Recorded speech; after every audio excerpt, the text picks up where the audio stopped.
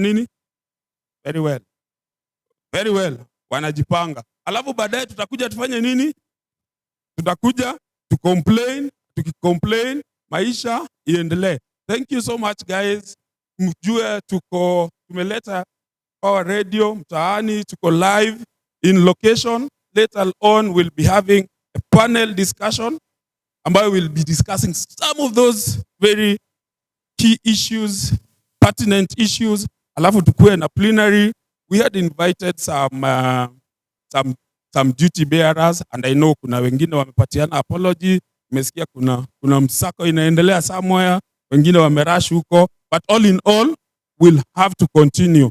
But before then kuna very two important stakeholders ningetaka tu introduce. Wa kwanza ni wenzetu kutoka Power 254. Mimi naitwa James by the way, kwa wale wanijui, naitwa James na nafanya na Power 254. Tuko na wenzetu, tuko na Ann pale. Ann, tupigie Ann makofi. Ann anakuanga radio host na baadaye ndiye atakuwa kwa panel discussion. Tuko na DJ Flozz in the house, yeye ndiye ako kwa deck. Tuko na Mutuko, pigie Mutuko makofi. Tuko na our colleague hapa anaitwa Ingo pia on the deck. Ingo, hebu mwambie. Habari zenyu mzuri?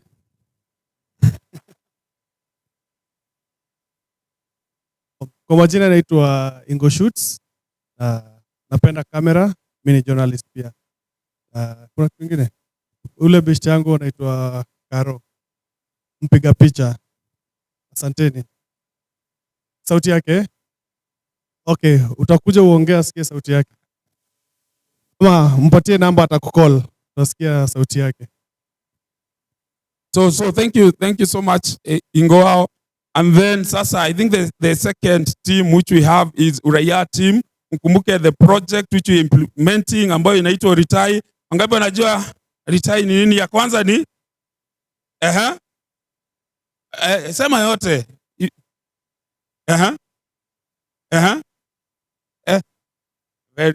Bana. Wewe kule lunch mara ngapi? Mara mbili. Hiyo project tuna implement miaka ngapi? Miaka 3. Sawa. Tulifanya phase ya kwanza. Phase ya kwanza ilikuwa hiyo public expenditure management. Alafu sasa hii phase ya pili ilikuwa more on HRDs, but zote zinaandamana. So wewe jua kama ulitrainiwa kama social monitor or HRD unafanya nini. So kwa sasa hivi ningependa kumkaribisha Mr. Kamande kutoka Uraia. Najua huyu ni dona. Ni dona bwana. Alafu atuambie wale ambao wako nao. Asante sana Jemo. Kajiado viva. Viva Kajiado viva. Viva Nkoroi viva. Ingine nimesikia ni Karia. Kuna Olkeri, viva Olkeri viva. Na kuna ingine nimesikia Karia. Kaimoronya, viva Kaimoronya viva. Asante sana kwa nafasi hii. Tumesahau gani? Viva Kajiado County viva. Sana Jemo na Power 254 kwa kutukaribisha katika mkutano huu wetu wa leo. Nafikiri vile ameelezea tunafanya mradi ambao unaitwa Retai kupitia ufadhili wa ubalozi wa Netherlands. Netherlands kwa Kiswahili ni Uholanzi. Norway, sorry. Norway kwa Kiswahili ni Norway. Yeah, the government of Norway ndio ambao wametusupport na tunafanya kazi na partners wengi, mojawapo wakiwa Power 254 ambao wanafanya kazi Nairobi, Nakuru na Kajiado. Kwa hivyo siku ya leo tumetembea tu kusikia maoni. Wakati tulisikia mnakuja hapa kukutana na watetezi na wale ambao ni champions. Mmesikia kitu wa tulisema tuungane na nyinyi pia sisi to learn one or two things. And we are very happy. I'm seeing very many faces. I know Howie. I know black people. Sani, najua Lemomo mtetezi. It's not the first time tumefika hapa na ni furaha kukongamana tena wakati mwingine ili tuweze kujadili mambo mawili matatu. Mradi huu wa Ritai iko na 3 main angles na Jemo ameguzia mawili. Ya kwanza ni mambo ya public finance management, following and tracking, planning and budgeting processes. The second one is the well-being of human rights defenders. Na naona watetezi hapa wako wengi sana. Watetezi hoi. Mradi huu ulikuwa unanuia kuweza ku-enhance capacities and even well-being of human rights defenders. And then the last one, as the word says, ni institutions. Na hapo tulipoanza tulishirikiana na administrative justice kuangalia ni jinsi gani wana implement the Access to Information Act. So those are the 3 angles. We have done this now. This is our 3rd year. In I think June, we are coming to the end and we are hoping we will continue. So we are just in the process of harvesting results, listening to you, how the project has been beneficial to you. And already I have heard, even though there's a lot of course, we still have a lot of challenges in the operating context, but we can say 1 or 2 things have happened. And I think one of them, Jemo, I can pick is we have a very, very empowered network of defenders and public and I think budget champions are in this room. Yeah. Kika unasikia mambo ya supplementary budget na vile inaenda. Wengine mpaka wanajua county hawajalipwa. I mean, that tells you wananchi wa Kajiado si vile walikuwa pengine hapo mbeleni, si ndio? They have been able to understand what is happening and they are more aware and they are engaging because they have the information. Kwa hivyo mimi ni sina mengi ya kusema, lakini I'm a champion of election and you know how many months to the general elections? Miezi ngapi imebaki tuende tupige kura? 13. It's 14 actually. 14 months. 14 months ni very few months by the way, si ndio? Yeah. You will be surprised in no time tutakuwa tuna discuss mambo ya August 2027. How many of you know the date of the election? Election iko tarehe ngapi? Tarehe 8th of August? No. Yes, it's 10th of August. It is in the constitution, si ndio? Constitution imesema every second Tuesday of the 5th year. So the second Tuesday of the 5th year in 2027 falls on 10th of August. Now, when I found you guys introducing, asking ourselves what is not looking good, and I think perhaps before I sit down, I want to share my perspective on what I feel, particularly going to this period, is not working. And wale ambao mko hapa msinite prophet of doom, sawa sawa? Hello? Are we still friends? My biggest fear in this election is that it looks, it acts, it has the signs of a repeat of the 2007 elections.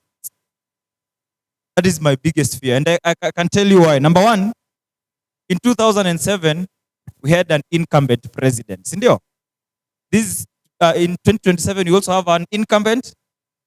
There's a whole other politics about the incumbency. You know, we see political parties, we see like UDA wanafanya mkutano zao State House. You know, that's so disappointing because State House is a state, it's a national symbol.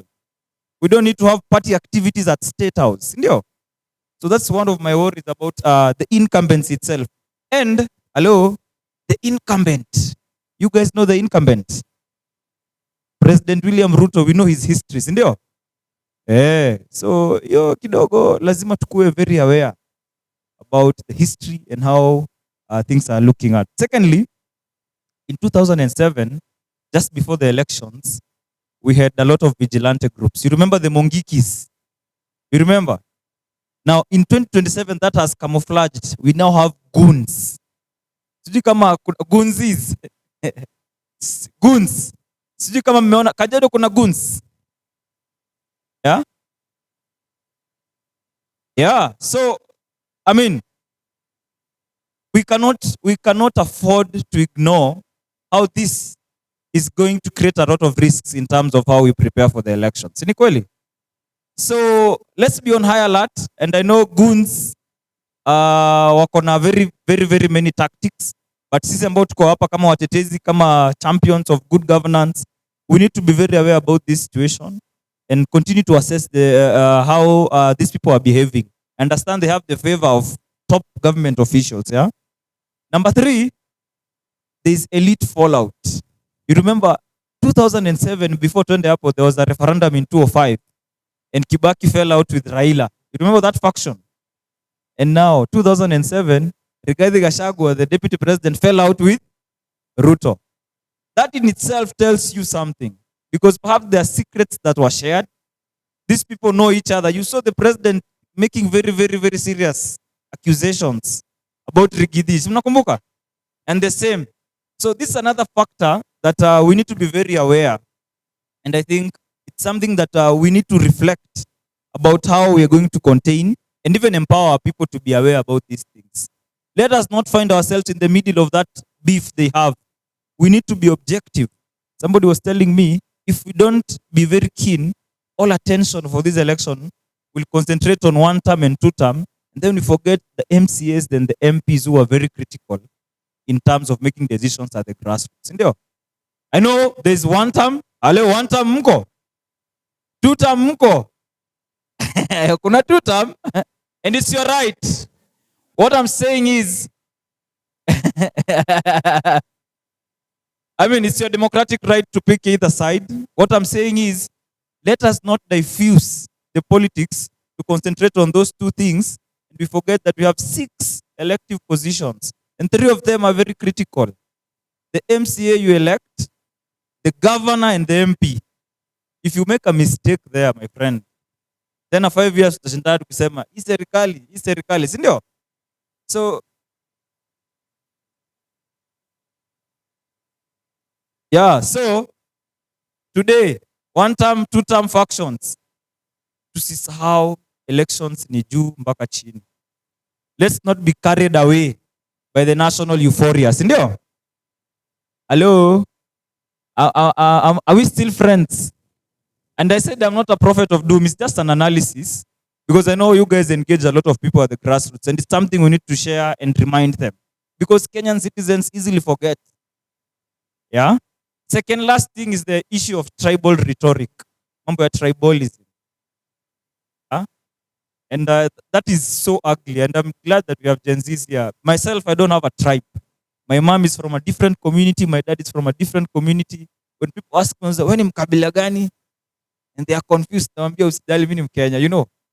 So each is your tribes. Now it will get serious when we get close to elections. Kajiado County is dominantly the Ma community, for example. You guys have what we call clanism. Ndio? Mnajua clanism na hiyo negotiation inafanyikaka pale kwa governor. You guys, we need to break those chains, because hizo ndo zinatu enslave. Ndio?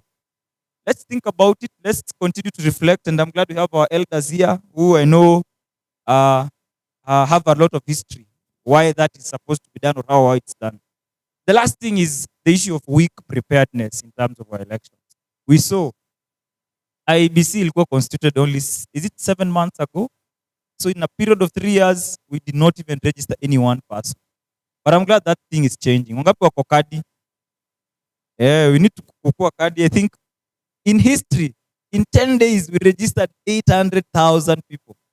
And in 6 months, we registered only 200,000. That tells you there's potential. We now only have 13 days ECVR reissue. Let's continue to mobilize young people to participate, to vote. Now, by the way, make sure you clarify. Registration is phased approach. After 28th April, haitaisha. Because people say, itaisha, now we don't register.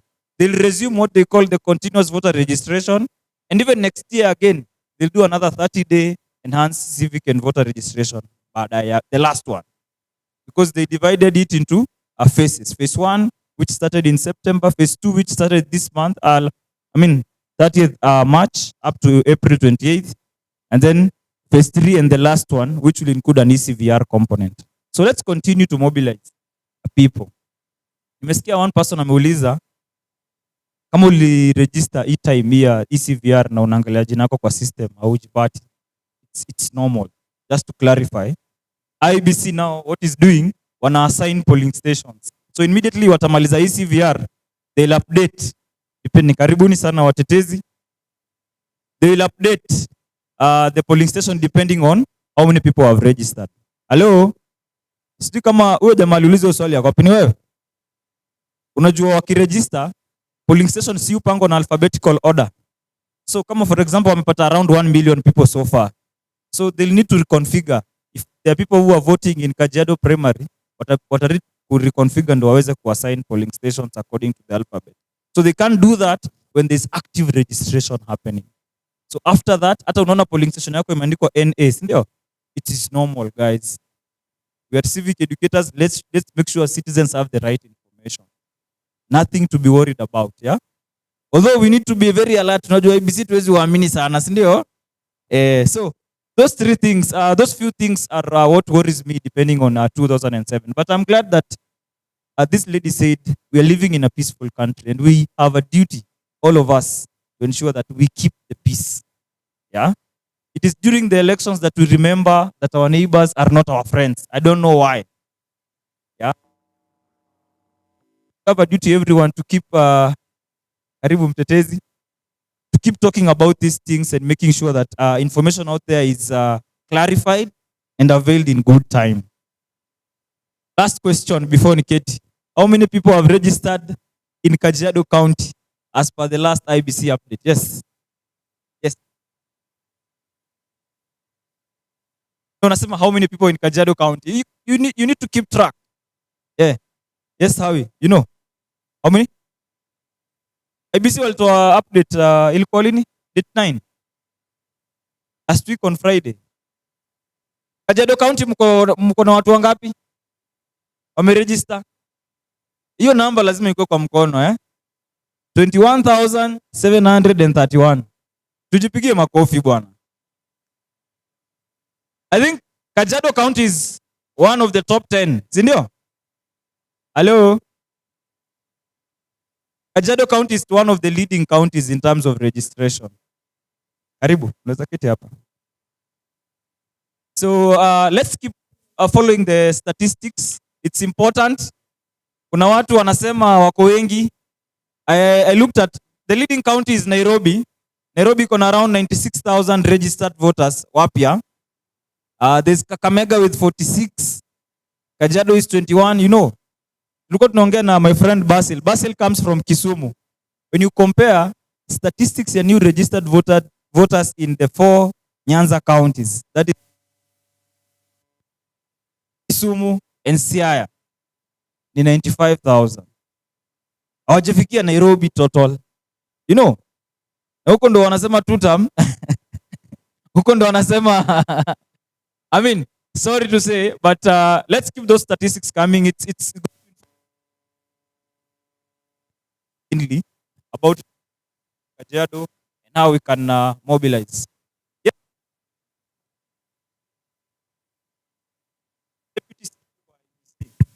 Ametuambia there's one constituency in Bungoma County called Sirisia that is witnessing a significant number of change of voters. Yani kuna politician analipa watu waende wa register huko. Alarming kwa IBC wameangalia trends, wameona hii county, no, it's not normal. Out of the 49,000 change of particulars, nearly 50% is from one constituency in Bungoma County. Politicians are taking advantage of this time to pay people to change their voters details. Ndio? Well, it's okay, but it tells you something. We as citizens are still susceptible to those very, very misleading narratives. Ni kweli? Number 2, watu ni kama wanaendelea kununua continue kuwa kadi, na unaona bethe every politician anatumia hiyo jina tuko kadi. Bethe it's a breach of nini Yes, it's insulting. Hao watu hakuna kitu walifanya before, but every politician now uses the banner and said wako kadi. Bethe kukua kadi si kukua na hiyo. Kukua kadi ni kukua one time na kupagia wote. Si ndio? Sorry, nimeinject kidogo hapo. Usiniquote. Niko live. Anyway, I don't know in Kajiado whether that is happening. Do you think there is voter transfer mass that you need to be concerned about? It's going to Nairobi. Oh, okay. Huh? Uh-huh. Ah, okay. So we need to think about it. There are so many dynamics that we need to analyze in terms of voter registration so that tusijipate na surprise. Si ndio? So that is it. I mean, I'm so happy to be here, Jemo. Thank you for the invite. Thank you everyone for the good work you're doing. And let's keep at it. 2027 is going to be a historical election in this country if we are ready to make it. Si ndio? Na wale watu wanatudoubt, tukutane kwa ballot. Si ndio? Asanteni sana. Nikiketi chini napenda sana kupigiwa makofi.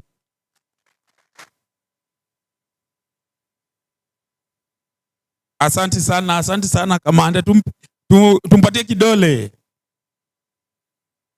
Thank you so much, and also nimeona wenzetu kutoka Ngong wameweza kuingia. Karibuni sana mkilidiwa na Sankara. Ngong kuko aje? Kuko fair? Fair iko juu Sankara? Kidogo tu.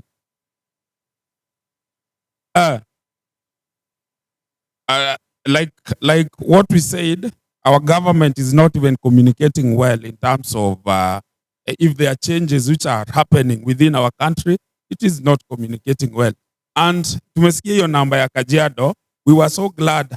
So low, about I think 2 weeks ago, tulifanya a community forum where we did a targeted voters registration on site. Na hiyo siku tuliona 300 and I think 367 new voters. Yeah? Na wao ni majinzi.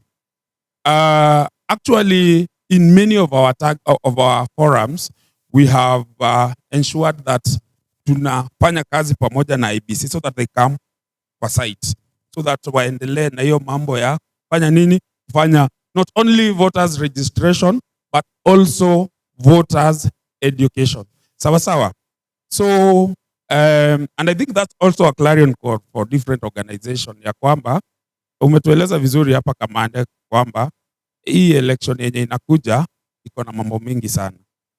Stories za goons.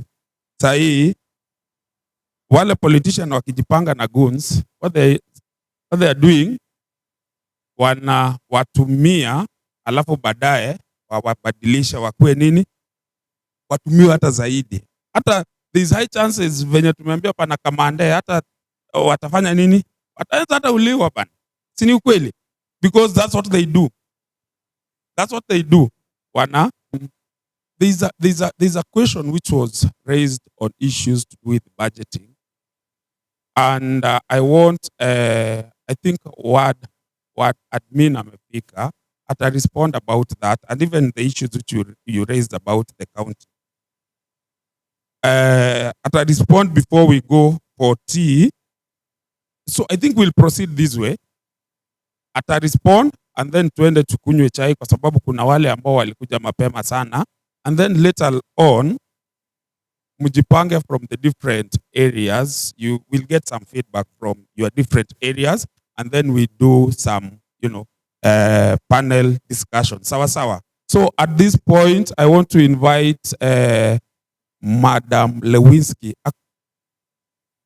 Yes. Karibu sana. Tumpigie makofi akija so that aweze respond to some of the issues which you raised. Karibu. Morning. Mko salama? Sijui kwa nini nirudie hizo mambo ya budget cycles. We all know that. See, those are the shenanigans tunasikianga. Naweza ongea bila kitu ya Gen Z kidogo.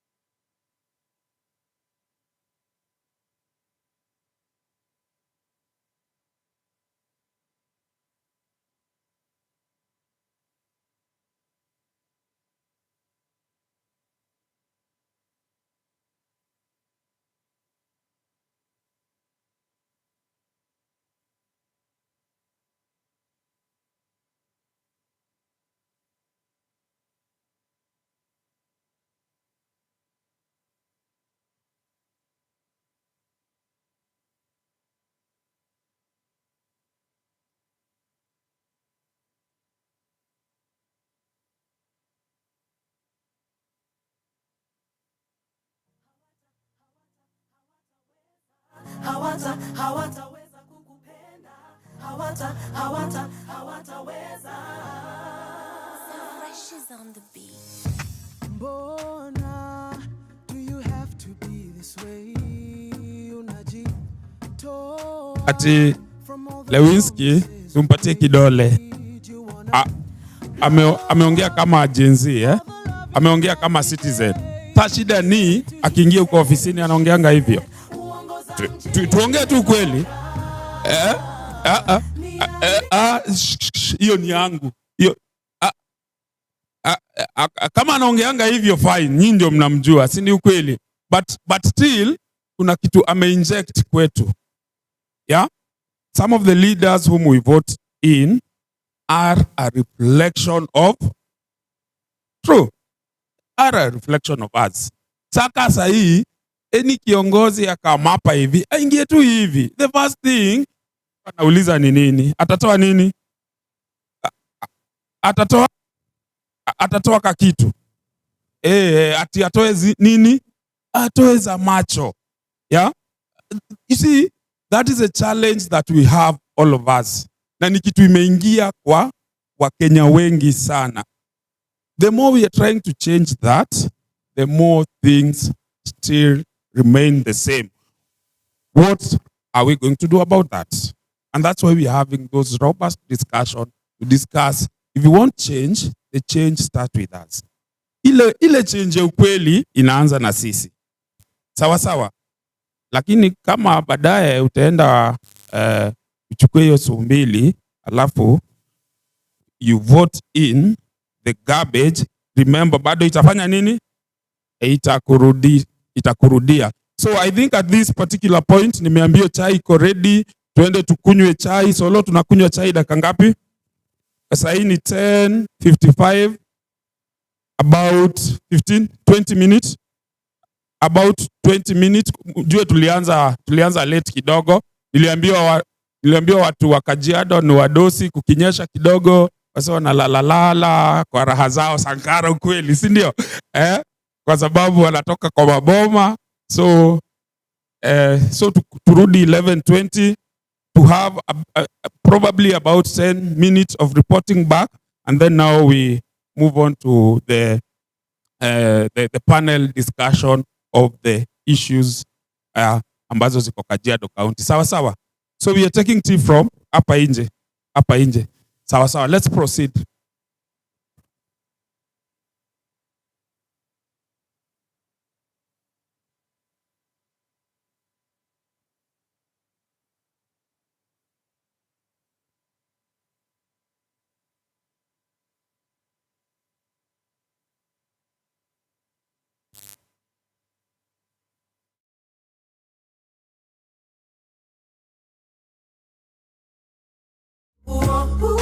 Usiwasikize hao no.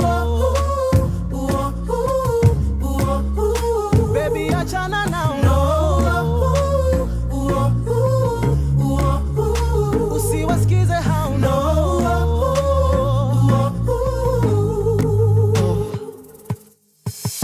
The city's full of haters, full of players. Wakutupiga sana, all they wanna break us. Usiwasikize hao. Oh baby, achana now. Cause when we say ni forever, ni vow tunaweka. Mimi na wewe tu. Let us go down in history.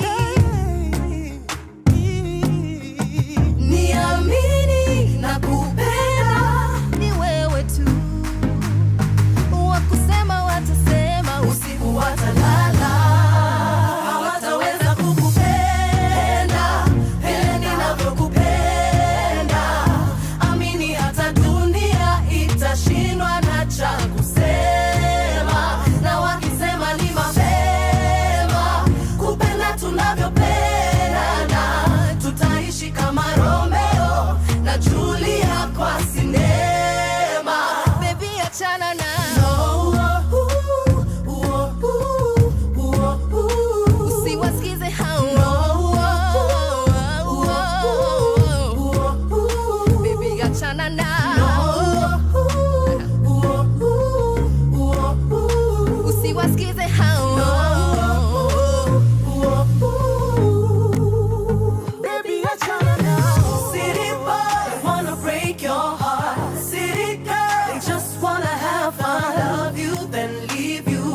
wakuache na maswali bila jibu.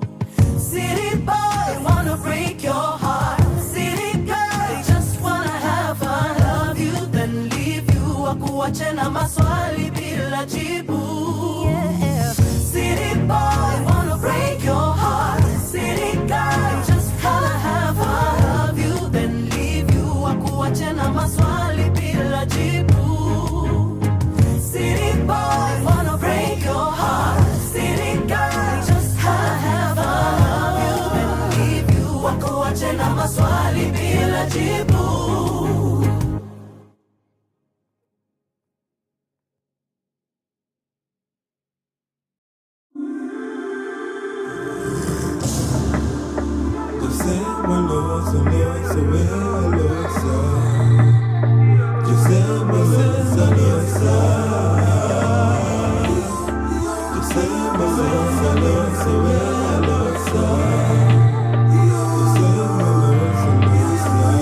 Penzi letu limeshika, watazidi na kuteta, vilesi tunapendana na hatutawayochana. Katika shida watacheka sana, baraka zetu watakemea, watazidi kungojea, watangojea. Nyakacheng sanikawona, nyakacheng nyakawa yunyithindo, nyakawati hera wa medore, hera wa medore. Tusema losa losa wea losa, tusema losa losa, tusema losa losa wea losa, tusema losa losa atotieni.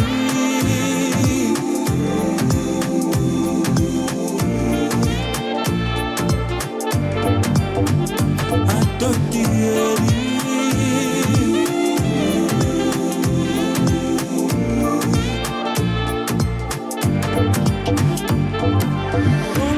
maber hera ema Nyasaye gwedho, chien marach bende.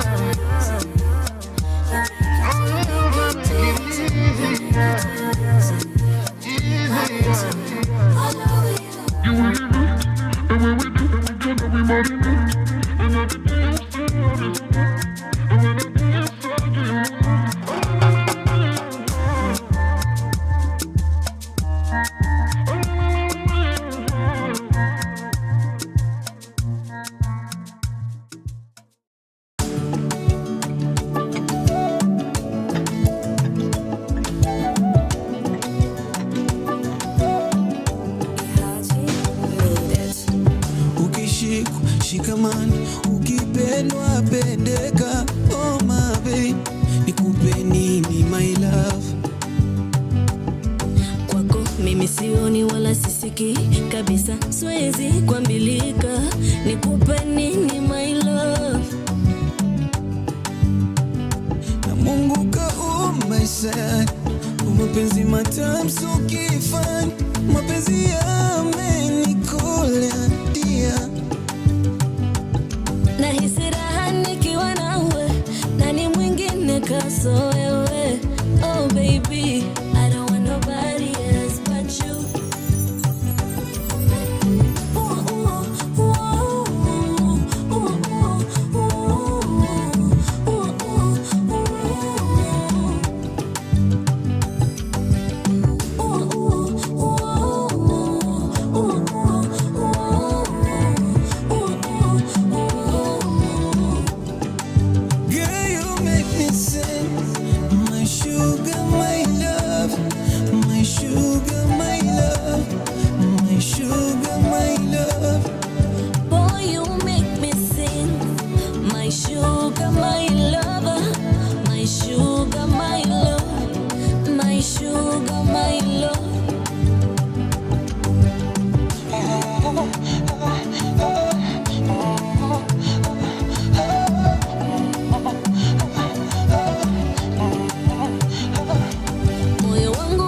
wasikudanganye, kuna tae kupenda bora.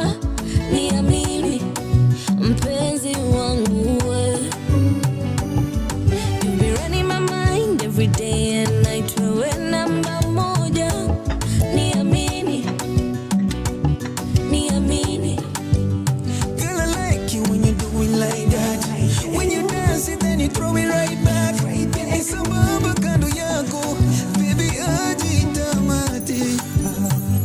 Na Mungu kaumaishani, mapenzi matamu so kifani, mapenzi yamenikolea dia. Nahisi raha nikiwa nawe, nani mwingine kaso wewe? Oh baby, I don't want nobody else but you. But you, baby. Ooh, ooh, ooh, ooh,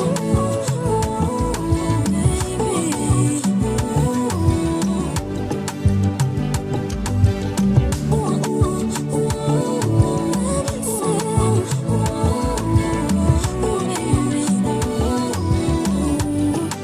Girl, you make me say, my sugar, my love, my sugar, my love, my sugar, my love.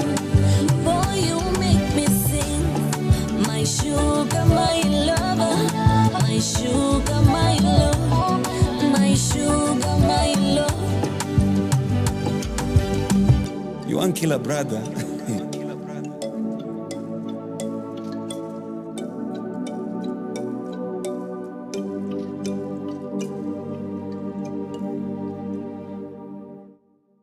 Nobody else can match my energy. Cheesy come my way. Cheesy come my way. GL. Nani cheesy kama yeah. I've been faded, I've been naked, in different places, many faces, X-rated, yeah. I've been patient, I've been waiting. No other one that's come around can do the things you do. Who keep come around, we smoke a lot, Canadian pot, cheese and bomb. Catch a wine, dance along, bounce along, baby, bounce along. Wine and dine, made your mind, it's a clear sign that no other one that's come around can do the things you do.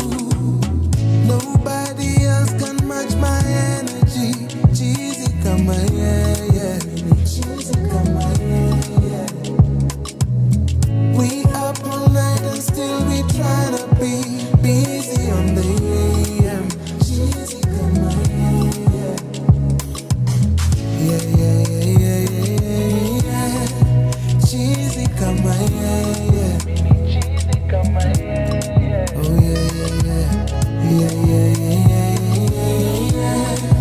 Cheesy come my yeah. Cheesy come my yeah.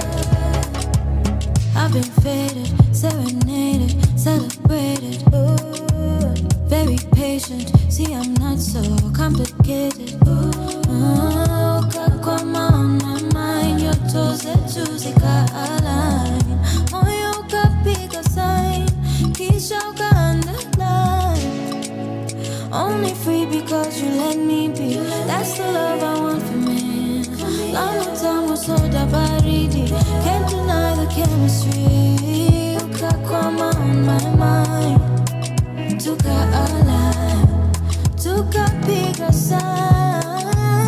Nobody else can match my energy. Cheesy come my yeah. Cheesy come my yeah. We up all night and still we tryna be busy on the AM. Cheesy come my yeah.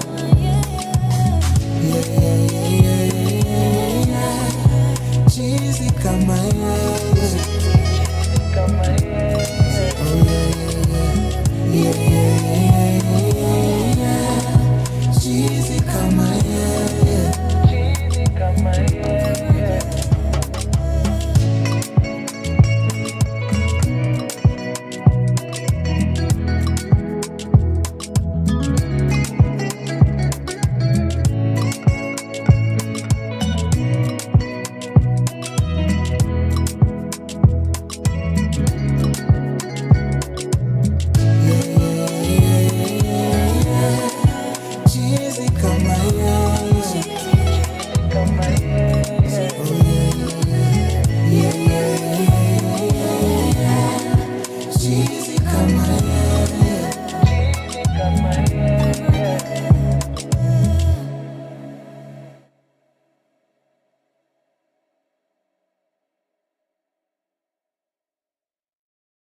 This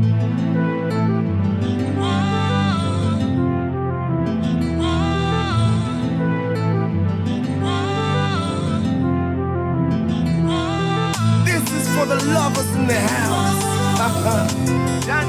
Tafuta penzi lako, mshike kwa mikono, mwangalie ndani ya macho,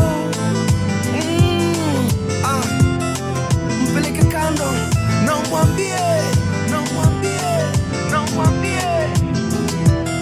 commit a crime and I'll be your defender. Overpower me so that I surrender. I wish I could be your saliva, so that I could taste your lips whenever. I envy your hipster, vile inakushika kwa maha. Kwa kweli manzi umebarikiwa, ndio maana tunaimba hallelujah. I wish I could be your shoe, I would have such a beautiful view. And if I was the slit on your dress, my goal in life would be to aim for the highest. If only I could be your body lotion, I would walk with undivided devotion. Kila siku nakufikiria, ndio maana nasinzia nikikuwaza, nasinzia nikikuwaza. Miaka rudi miaka nenda, nasinzia nikikuwaza, nasinzia nikikuwaza, nasinzia nikikuwaza. Kila siku ya kalenda, nasinzia nikikuwaza. Chochote utafanya nitafuata, nitachora 8 ukichora 7. And I promise I will never be a player. You're my red card, no longer middle fielder. Be my wife and I'll be your bogey bender. And let no man try to lay asunder. Na wakijaribu kutulay asanda, Mungu moja nitawapiga ngeta. Na kama ungekuwa ngoma, ningependa kukuwa amplifier. I will amplify and equalizer, paka hata matiuta sitachuna. Nasinzia nikikuwaza, nasinzia nikikuwaza. Miaka rudi miaka nenda, nasinzia nikikuwaza, nasinzia nikikuwaza, nasinzia nikikuwaza. Kila siku ya kalenda, nasinzia nikikuwaza. This comes from the deepest part of my heart, the deepest part of my heart. This comes from the empty hole in my soul, the empty hole in my soul. This comes from the highest point of my spirit. If you know what I'm saying, then you will feel it. Feel it. This comes from the deepest part of my heart, the deepest part of my heart. This comes from the empty hole in my soul, the empty hole in my soul. This comes from the highest point of my spirit. If you know what I'm saying, then you will feel it. Feel it. Nasinzia nikikuwaza, nasinzia nikikuwaza. Miaka rudi miaka nenda, nasinzia nikikuwaza, nasinzia nikikuwaza, nasinzia nikikuwaza. Kila siku ya kalenda, nasinzia nikikuwaza, nasinzia nikikuwaza, nasinzia nikikuwaza. Miaka rudi miaka nenda, nasinzia nikikuwaza, nasinzia nikikuwaza, nasinzia nikikuwaza. Kila siku ya kalenda, nasinzia nikikuwaza.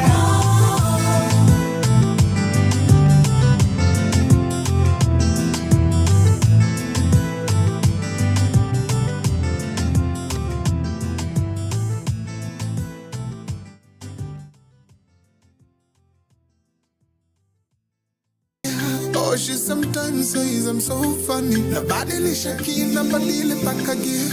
Oh, minampa burudani. Malaika wangu kipenzi, ukiniona na kuita ujue siwezi.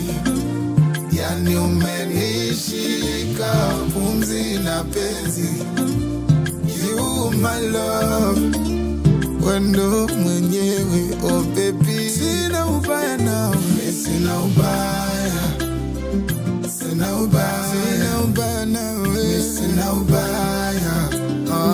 Sina ubaya. Sina ubaya nawe. Sina ubaya.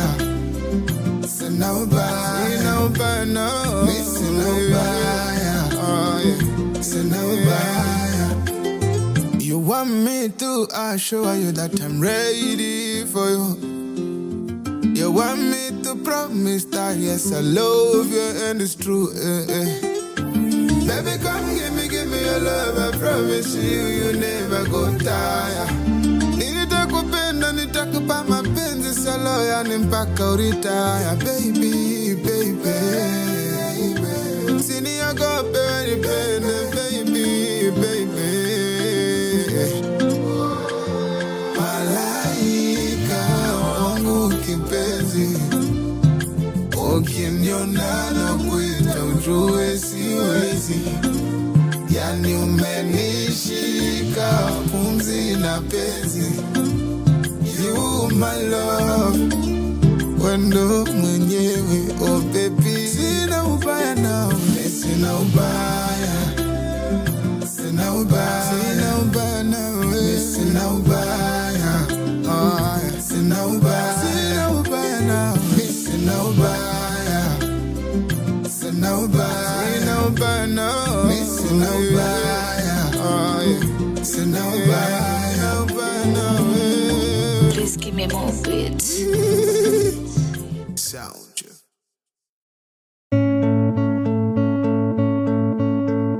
Classic music. Nobody loves you the way that I do. Nobody can love you the way that I do, yeah. Maybe nobody loves me the way that you do. Nobody can love you the way that I do. Ukisikia nafunga ndoa, marry you. Menisafisha madoa, niko wingu la blue. I'm gonna stick with you for wherever I'm coming through. Mambo yakienda mbaya, I'm gonna keep you cool. Kama ulisafa sahau, karibu sapa. Kwa bahati nzuri mapenzi yanaishi hapa. Sikio umenipata, sina matata. Jisifie wakapendeza, takwa kashi mkononi kwenye mahitaji. Takupenda moyoni nikupe nafasi. Takwa rambo rindoni vita maji maji. Sitokutenda kutenga, sitokujaji. Naomba sana, naomba dua, nisije zingua. Nobody. Wanasema sana, wataongea, wazidi umbea. But nobody. Oh, and I know, and I know, and I know, and I know, and I know, you're the one for my heart and soul. Nobody can love me the way that you do. Nobody can love me the way that you do. Nobody.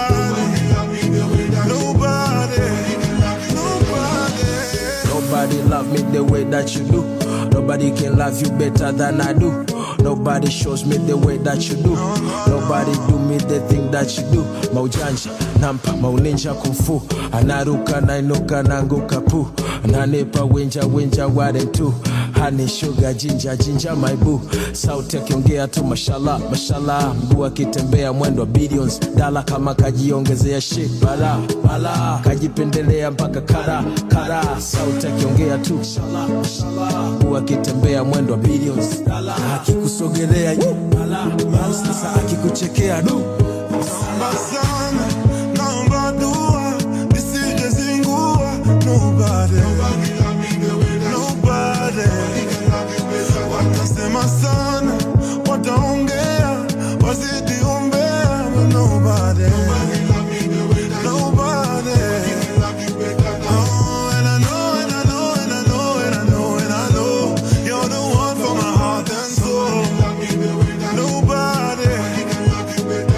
Nobody can love me the way that you do. Nobody can love me the way that you do. Nobody love me the way that you do. Nobody can love you better than I do.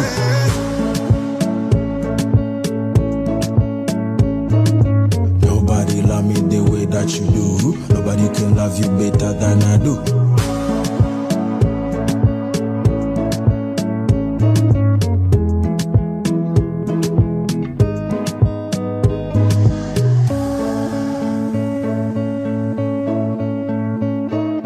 Nobody loves you the way that I do. Nobody can love you the way that I do.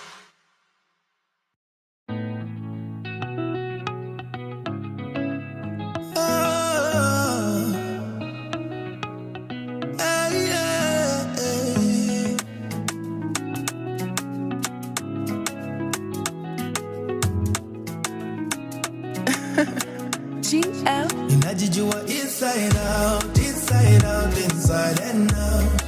Ninajijua inside out, inside out, inside and out. Ninajijua inside out, inside out, inside and out. Ninajijua inside out, inside out, inside and out. Napenda kupiga sherehe, sipendi kupoteza chance. Muziki ya kuwangi kelele, kama unajua kudance, well you got my attention. Kama wewe ni fun, I don't know when I will fall in love. Usiulize kwa nini siwasiki, siwasiki mama. Usiulize kwa nini siwasiki, siwasiki Usiulize kwa nini siwasiki, siwasiki Usiulize kwa nini siwasiki, siwasiki Ninajijua inside out, inside out, inside and out. Ninajijua inside out, inside out, inside and out. Ninajijua inside out, inside out, inside and out. Ninajijua inside out, inside out, inside and out. Ooh, neighbors, I don't do well with neighbors. Nikae kwa makuti, I don't depend on favors. Nishasema utawaipata hii flavor. Macheda, minapendanga macheda. Siulize kwa nini siwasiki, siwasiki Usiulize kwa nini siwasiki, siwasiki mama. Sijificha ni kwa kona, sisimami kwa boda. Ndiyo maana nasema siwasiki, siwasiki Ninajijua inside out, inside out, inside and out. Ninajijua inside out, inside out, inside and out. Ninajijua inside out, inside out, inside and out. Ninajijua inside out, inside out, inside and out. Ninajijua inside out, inside out, inside and out. Ninajijua inside out, inside out, inside and out. Ninajijua inside out, inside out, inside and out. Inside out, inside out, inside and out.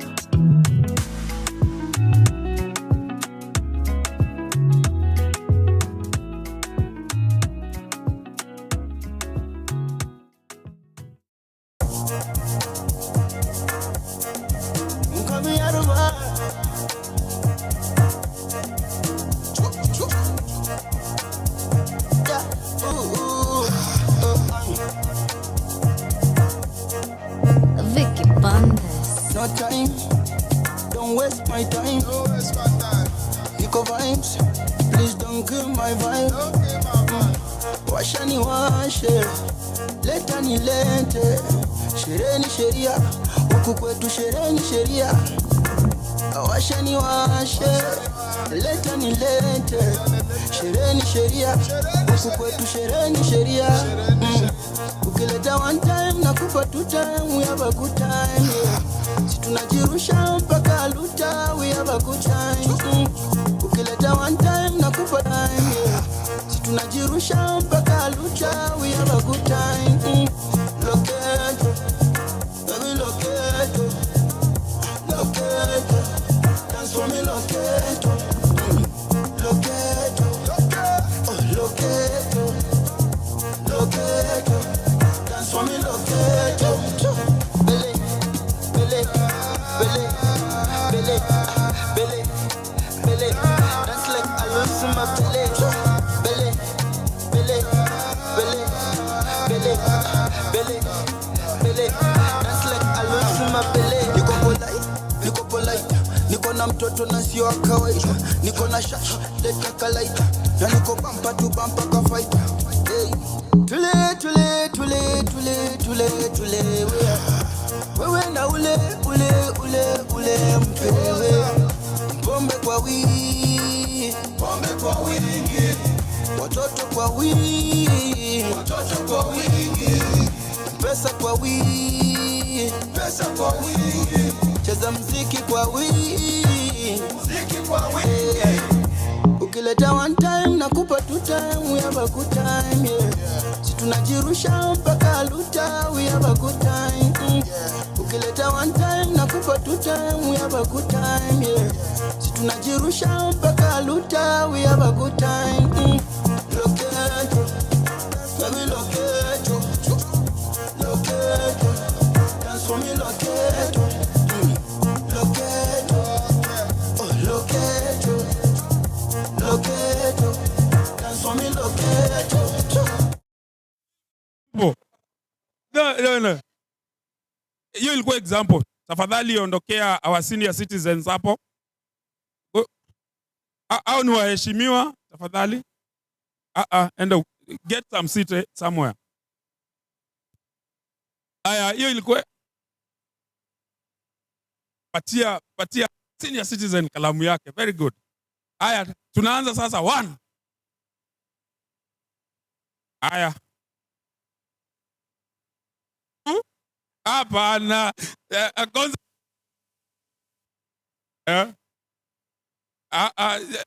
Ninasema 3 ndio kushika. Aya, twende. Aya, tunaanza 1. Wait. Please. Hafi, si nani akae huko nyuma tafadhali. Very well. Aya, tunaanza 1.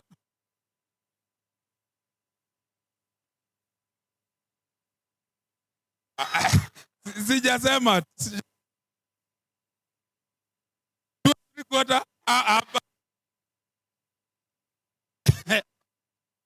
Concentrate. Hapana, tunaanza tena. 1. Aya, 1, 2, 3.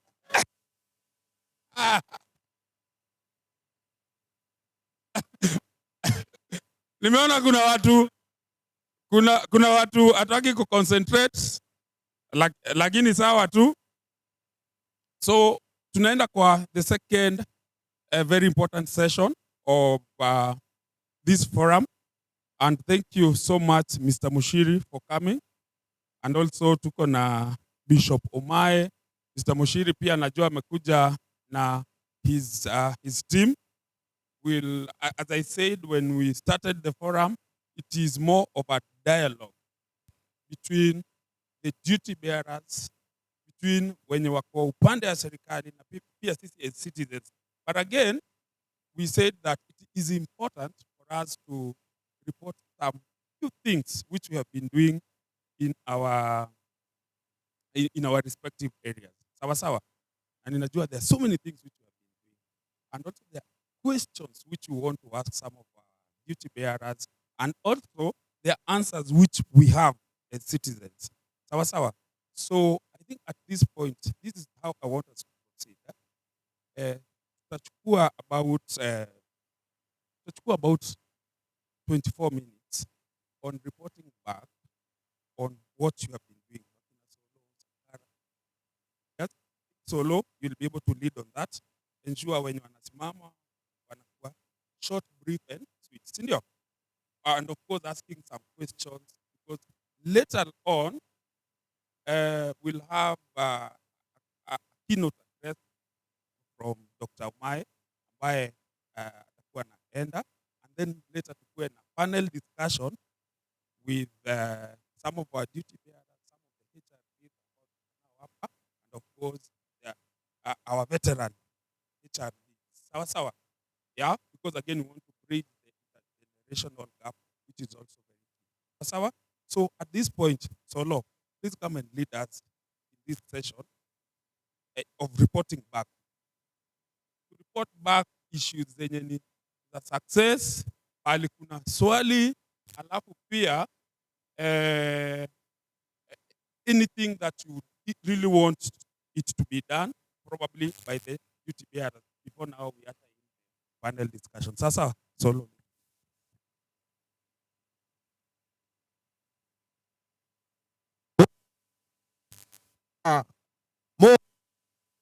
More power. More to the women, more power. Down brutality. Down with brutality.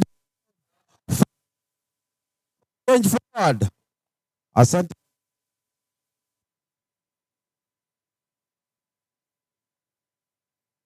An art center, and also I do work with Sheria Mtaani na Shadra Kwambu.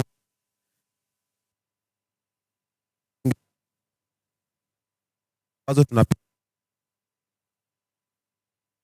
a little bit, then go and Ololua mtaji.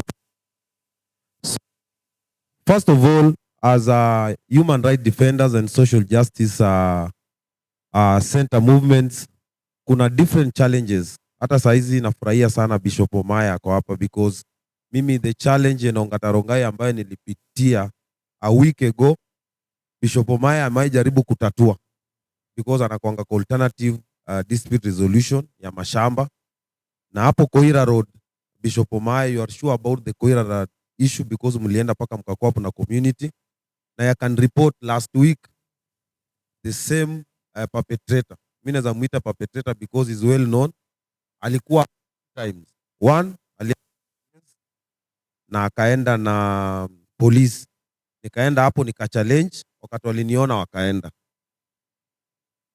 2, akarudi mara ya pili. Akarudi na AP because akona pesa. Hao AP si warongai. Na hii nikaenda nikawa challenge, nikamwambia kitu yote ambayo iko kwa court, then subsequently ndakani kuja na court order, not police, because it is beyond the police station. So siku ya 3 wakarudi na DCI. This is the 3rd case last week.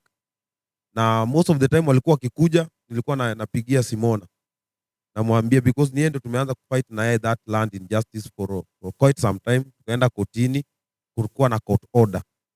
So last week pia DCI na niko mama because walikuwa wanataka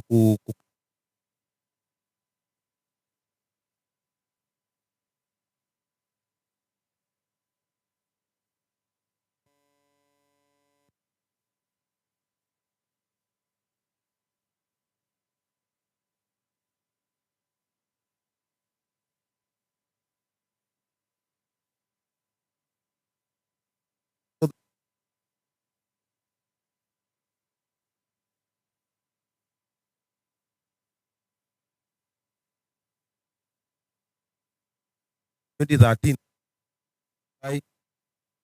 ya mambo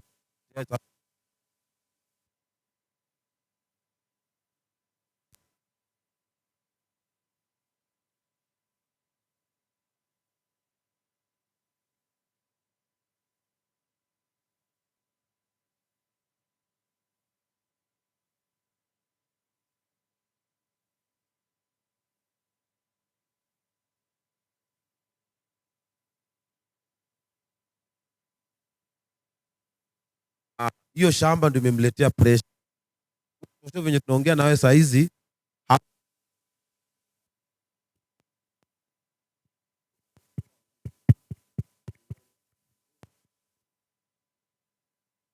have tried, wamejaribu kutumia goons, wamejaribu kutumia all sorts of means kujaribu kuintimidate.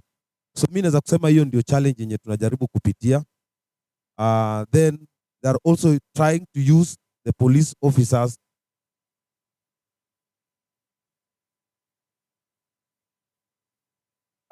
ningekuwa nikiona police na kuwa intimidated. Wanatupata kwamba nishaambia community, so community iko ready to try and fight for what is right. So kwa saizi hiyo ndio contagious issue. Na ule mama mwenye hiyo shamba pia amekuwa analipa rates ni allotment, na amelipa paka the latest end amelipa. So hiyo ndio issue yenye Ongatarongai, na tungependa pia wale ambao wazungumzie kuhakikisha kuna justice. Pia kumekuwa na case ambayo ni mwenye aliattend ni Simona, naweza sema ni commercial work ambao walienda, yeye alikuwa amepeleka client kwa nyumba, kwa bahati nzuri au bahati mbaya wakamuua. I think pia Mshiri, you know about that story, na ndio walikuwa na fight. Simona amekuwa pale, wamejaribu kunini, ndio atakuwa laid to rest on Friday, this coming Friday at Lang'ata. Pia ndio bado tunafuatilia kuhusu the case na justice. Hiyo ndio challenge kidogo. Yes.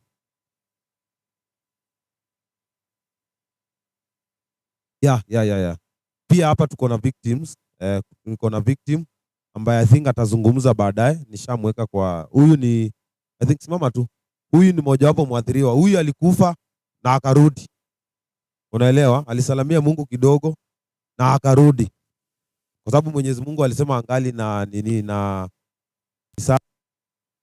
alikuwa ICU for 2 days akarudi. Sasa hizi venye tunazungumza na alikuwa anaenda therapy sababu ya kusaidia, alikuwa amekufa pande moja, akalemewa sababu ya matibabu.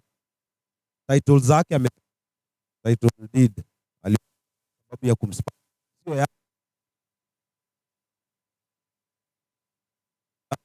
matibabu, na mpaka saa hii hajasaidika, amesimamisha matibabu. Title bado, na tunaomba ya kwamba siku moja pia atakuja kupata haki, sababu watu wa kwao wanajua yes alirudi hai, lakini shamba hawana na bado matibabu yake hajaendelea na hajamalizia ile therapy ambayo alikuwa ameelezewa. So those are some of the challenges ambazo sisi tunapitia. But what I can say is sisi kama comrade we should reason differently from the reasoning ya watu. Sababu comrade, the only thing that you are talking about is 2 term ama 1 term ama no term. But nashukuru speaker alikuwa hapa akakwambia change inaanzia grassroots, ndivyo? Yeah, change inaanzia from the grassroots level ndio tuende kule kwa presidency ndio tukuje paka kwa senate. I'm telling you, unaweza kuwa na MCA ambaye ana understand role yake. Representation, legislation, oversight, si ndivyo? Na bado kuna 4 yenye wachache sana wanafanya ambayo ni lobbying, si ndivyo? Because we elect clowns in crowns. Na tunawapatia crowns. Yeye hata ajua kwamba he can lobby to bring change in the community. So wewe una end up unafikiria kwamba only the president anaweza leta mabadiliko kwa.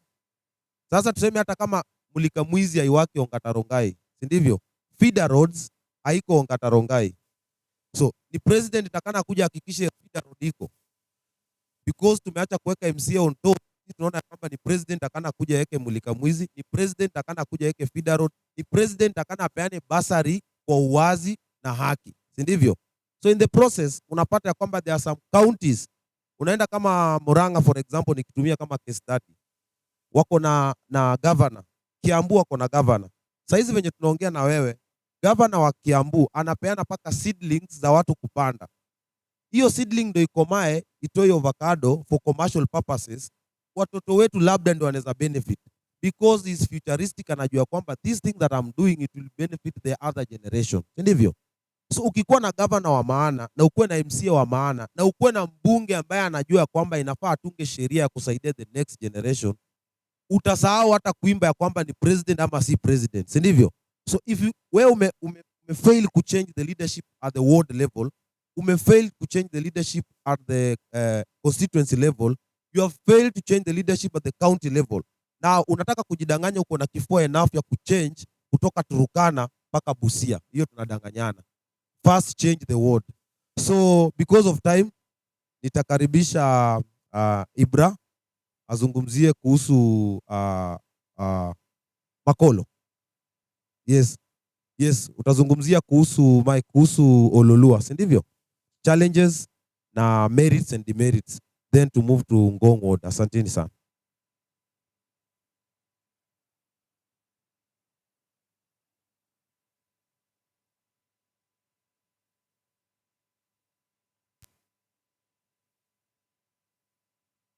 Viva comrades, viva. Viva comrades, viva.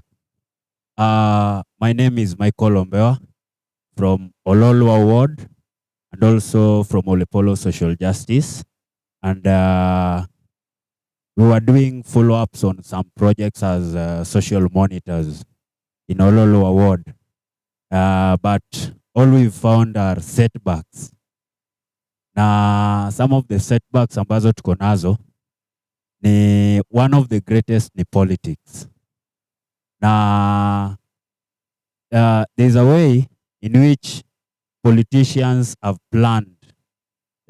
Kuna venye wana select a section of the community katika implementation of projects so that when you are following up unapata hawa ndio wanakuwa obstacles, na unapata hauwezi question the government on particular projects. Ukienda kwa hizi ofisi unaambiwa tu hivi na hivi na hivi, like specifically we were so actively following up on the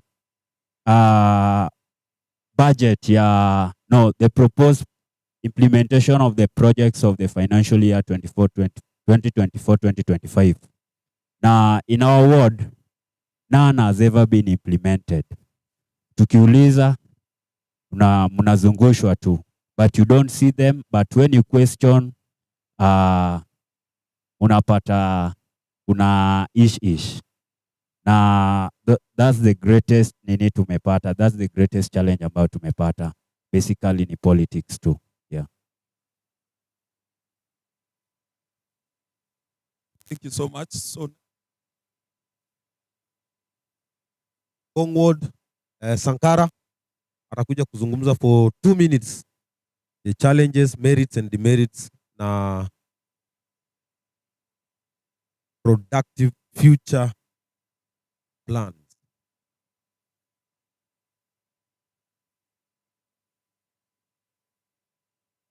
Down with police brutality down. Abash pollution, abash. Thank you so much, Bishop Pamai. Kiongozi wetu Samuel Munyiri. My village administrator there. Good to see you. Asanteni sana for coming through. Power 254, asante sana. Our veteran mama, our leader, international social justice mama, Mama Wahu. More power to Mama Wahu, more power. Tunashukuru sana kwa kukuja na pia kiongozi wetu Rose Munyiri. So my name is Sankara Nyagaya. I convene for the Ngong Social Justice and Environment Center. And some of the challenges that we are experiencing as HRDs in Ngong. The first one is victimization of the community defenders. And when I talk about this, I'm very happy because I can be able to substantiate this also with the presence of our leader here, Samuel Munyiri, our sub-county admin. Last year, when comrades came to the Ngong court in solidarity, I was facing some charges. And those charges I was facing emanated from this work that we were doing. It is not that, I'm a bad person, that I was doing bad things in the community, but it's because I was trying to conduct our works for, advancing the rights, the representation, and the interest of the community. So it became that the municipality manager was probably in one way not impressed with how we were championing for the rights of the community. And it ended up with me being, charged at the Ngong Law Court. That was last year, early February. And because Mr. Samuel Munyiri was with me at that time, he was also roped into the matter. But I want to say here in the presence of the Power 254 and the presence of the comrades, that when Mr. Munyiri was asked to give an explanation of what transpired in that sitting in which he was chairing, he was able to say the truth. And that truth is what led the court to acquit me, and today I'm a free man. So we really appreciate also that we can have administrators and government officials who can also, defend us in the works that we are doing. So, and comrades, you have to be careful because that charge that I was facing, and that charge that I was facing, Mr. Munyiri, did not have a bond or a cash bail, or once if I was convicted, I was going to serve 9 months. So that means I would have even lost my hair, my children would have been hungry for all. But because our leader here was able to say the truth, the court was also able to read in between the lines and saw that I was facing malicious prosecution. So you have also to be very careful, comrades, in doing your works. You have to know that you can be fixed, because the same fixing that they were trying to fix me with, they fixed Longton Jamil, who's our leader here in Kajiado, and they managed to imprison him for 8 months. So comrades, you have to be very careful, and I want to appreciate that. The other challenge that we are facing as comrades there in the grassroots is the limited pathways. And this one is for the Power 254. We have very limited pathways in the referral of cases that we are currently facing. There is a rise in issues to do with refugees and human trafficking, and because also the center representative, I would like him to just come and give a brief elaboration on the issues to do with these challenges that we are facing in regard to limited referral pathways. More power to the refugees, more power. Viva comrades, viva. My name is Rukunda Munyiri Kumana, and I am the convener for human trafficking and refugee integration at the Social Center, Social Justice Center. I am an activist, musician, songwriter, producer, using my art for social change. You can check out my EP on YouTube called Pass Me the Mic, where we address environment and social issues. The main challenges we're experiencing is refugee integration. Most administrators in government institutions don't know the referral pathways for refugee concerns, such as business registration for refugees, or bursary and other government opportunities. Human trafficking is also on the rise. There are cartels bringing in unsuspecting immigrants for economic exploitation, as you have observed, like selling teas and mandazis, like there's some real underground network, and that's really growing big as the days goes by. We need to come together to organize workshops and information dissemination centers and programs, especially for refugees, so they can know their rights and know to make a better life for them and to integrate and enjoy the full human rights just as any other human on this planet. Viva comrades, viva!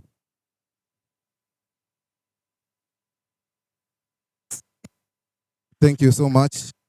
Yes, it is important for us to keep on giving platforms to our brothers and sisters, because the main challenge that we have, even in our community justice centers, in executing our works, we have very difficult time in reaching out to the refugees, because most of them want to remain underground, they want to remain unknown, and that is very risky. So we really appreciate you, my brother, for coming out also for that community. So at this juncture, I just want to say one merit that we have is also working with this other non-state actors like Power 254, because through Power 254, we are able now to even see that comrades who are facing challenges, legal challenges, can be able to access legal support. We also have those comrades also who are having challenges, probably through a past history of violations, body harm, any brutality that they face from the police. We are having support from the Power 254 through their other donors to make sure that our comrades also are getting medical support. We've heard about the brother who was shot. So these are also some of the advantages that we have when we work with these non-state actors as community grassroots. We are able also to get people who support our work, and we can at least access medical care without having to struggle. We can also get representation in the courts, and that is a plus for our works. So viva comrades, viva. More power, power to fight for more power. Watu waja kunywa chai ama comrades. Hata watu wainui mkono. Kwani mnataka Bishop Wamaya akitoka huko nje aseme ma comrades ni kama wako na uoga? Yeah? Viva comrades, viva. Forward with community organizing, forward. Forward with social justice, forward. Down with oppression, down. Abash pollution, abash. Abash land grabbing, abash. More power. Thank you for 3 minutes. Murunya, Deko, 2 minutes. Olkeri, Nyafu jipange for only 2 minutes because of time. Deko Juma on behalf of Murunya. Then Nyaf on behalf of Olkeri, on behalf of women in Ololua, Sophia. Then tutakuwa tumemaliza. Viva. Viva comrades, viva. I think I'll take just a few minutes. Challenges ni mob zenye tunashare, but Murunya kwenye yenye ni boiling sana yenye nitaongelea, but as an HRD before niongele challenges pia naweza ongelea success stories. Na napenda sana kushukuru hapa our sub county admin Bwana Munyiri mwenye anakuwa always available akirespond kwa needs zetu. For example, nakumbuka ile shughuli yenye tumepiga pale Kamkunji ya environment. Tulikupigia simu because the person who is supposed to represent us mwenye anafaa tufanyie oversight arespondigi. So si tulitake initiative, blokia manini drainage zetu, tukaita Munyiri atulete lori ibebe uchafu na alirespond. So big up sana Bwana Munyiri. Issue yenye ina affect Murunya sana saa hii yenye ni boiling, and I think the person who ule jamaa uraia mwenye amekuwa hapa champion alisema, na tusipoangalia itakuwa ni issue kubwa sana mpaka 2027. History ya goons na wase kujialign. Sasa kuna goons kwa mtaa yetu wenye wana mark territories, goons and gangs, and the sad thing ni ati wanakuwa funded na wealthy people who have ill motives towards our society, na sijui wanataka nini. Na pia kwa watu wealthy wengi wao ni wanasiasa, and lazima pia tujue ni solutions gani zenye tunaweza stop vitu kama hizi, ndio. Na sisi kama HRDs tuko na kazi ngumu sana, na itabidi tupambane ili tuweze kukonka. Kwa saa hii sisi HRDs ndo wasenye tutaleta sanity kwa mtaa zetu, hizi social justice center. Kwa saa hii kila kijana anajialike, huyu ni wa Imbogi, huyu ni wa Imbogi, huyu ni wa Imbogi. Mbogi ni kaa 7, na wakipatana hivi kila mse nda kukatana wanapigana, sawa? So I think we need to educate, civic education very important, and we need to advise and we need to condemn kabisa. Thank you. Asante sana. Nyaf, Olkeri, Sophia atazungumza about women in leadership, then tumalizie. Praise God. Viva comrades, viva.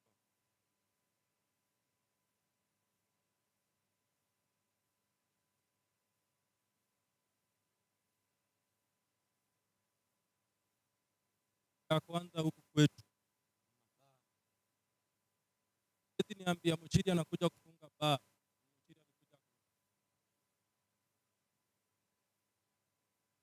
Kufunga baa, nani aliwapea ruhusa wafanye nini? Munyiri, let us vet these people like on the real. Wetu kuja kuangalia baa haina choo.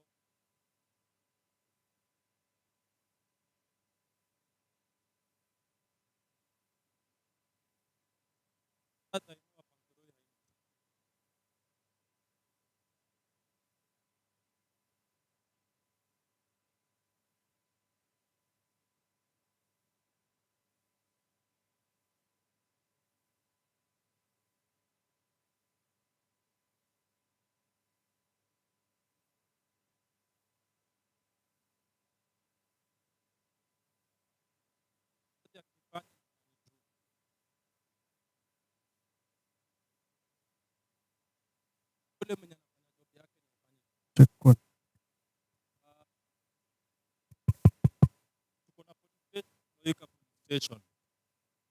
Kuna police station huku juu Kamura. Kuna polisi wanasemaga daily ni wazimu. Ninakuanga excuse after amevuruga, na si kuvuruga tu, kupiga wasee physical. Akisema hakuna kitu anaweza fanyi. Walipigana last month na jana nilimuona bado akielekea kwa station. So as much as we always talk, we know things are happening not the right way, but they still happen. Ukienda kwa DCC, utaambiwa oh, andika email. Saa zingine hatutaki majina zetu zijulikane. Ni hope. Polisi amekuwa for time. Na si mara moja akipiga bibi yake akavunja mguu. That is something that the community knows. No one talks about it because polisi ana sheria. Iko lakini kwa kweli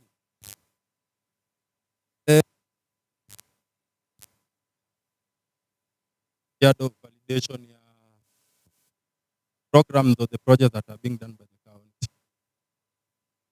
So project mob zilikuwa zimeandikwa completed, 70% completed. Ameandika grading, culverting and drainage. But yenyewe si tuliona tu mara mikimwagwa na ikatanda hata ikupigwa rola. The reason we are complaining, and I'm sorry Munyiri ndakutumia sana, you can bear me witness, tulikuwa wale matasi ya ADP. Tukapanga vitu as per ward. The report iliandikwa kwa ile group ya ADP ilikuwa different from what we had discussed. If I'm wrong, please let me know. It was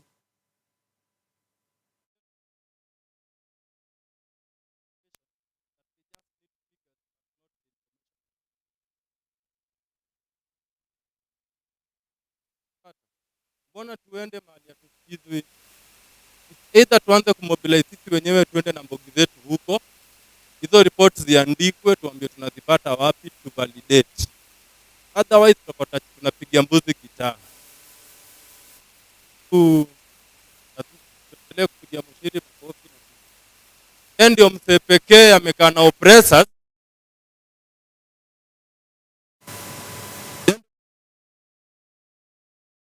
Kumbuka as much as hatutaki watu wetu wakae na oppressors.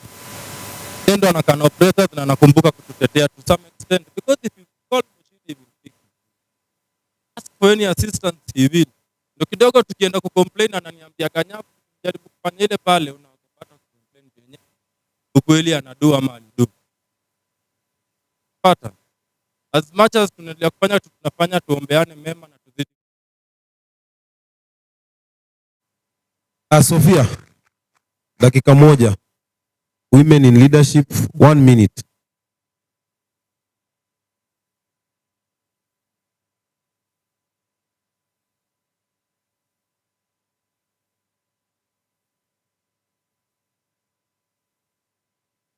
Morning, comrades. Is it morning or afternoon now? A real pleasure to be here. Thank you so much, Power 254, and all our partners for making this possible. I'm going to try my best to be very brief. My name is Sophia Katampoi. I come from Ololu Ward.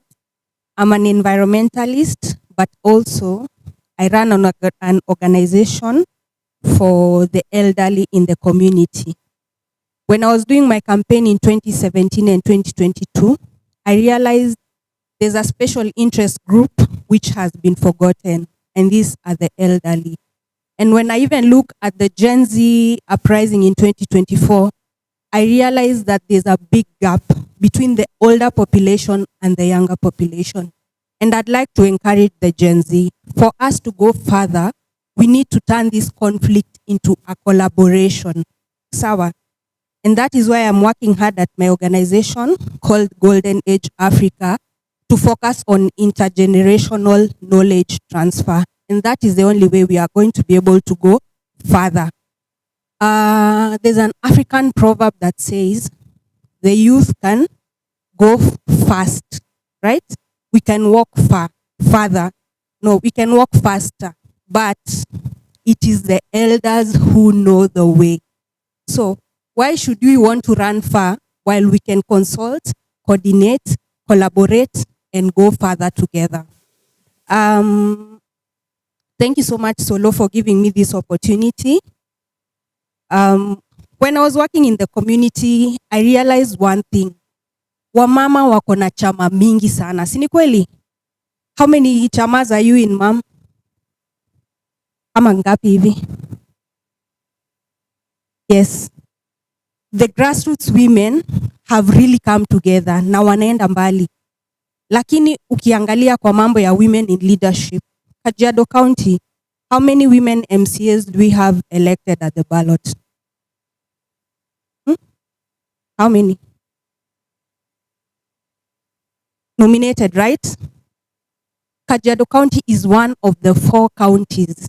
Sisi ni moja wa zile kaunti 4 katika nchi mzima ya Kenya ambaye hatuna mama hata moja ambaye amechaguliwa kwa debe. Are we on the right track?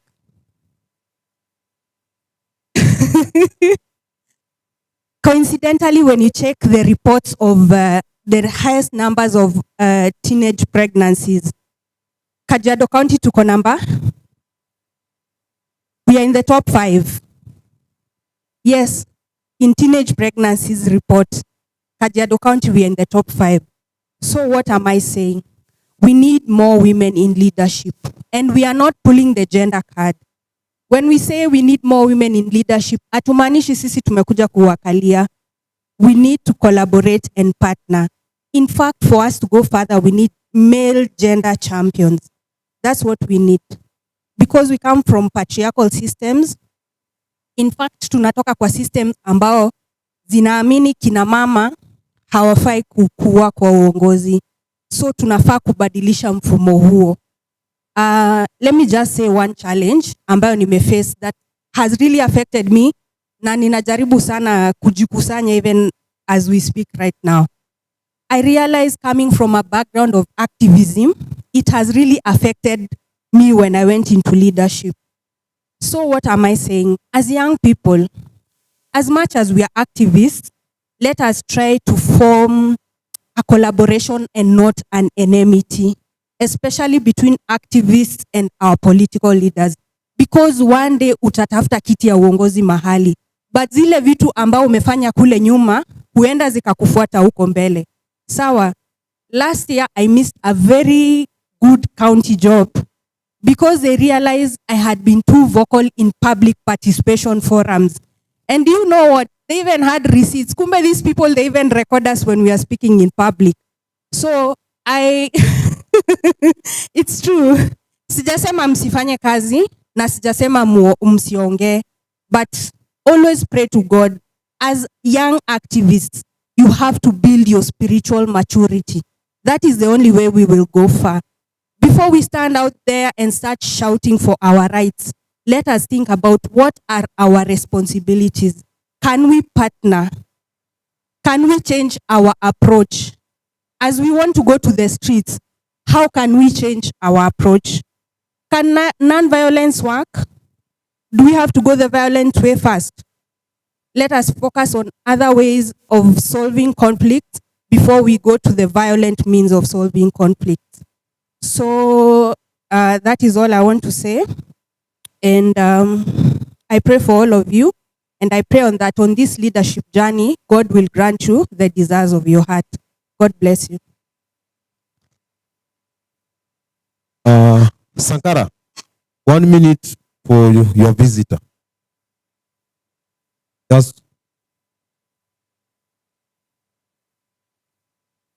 We've heard about the women and the struggle that they have in leadership from Sophia. Comrades, we just said we take an advantage because we had a visitor who was visiting Kajiado and they're doing the same works that we are doing.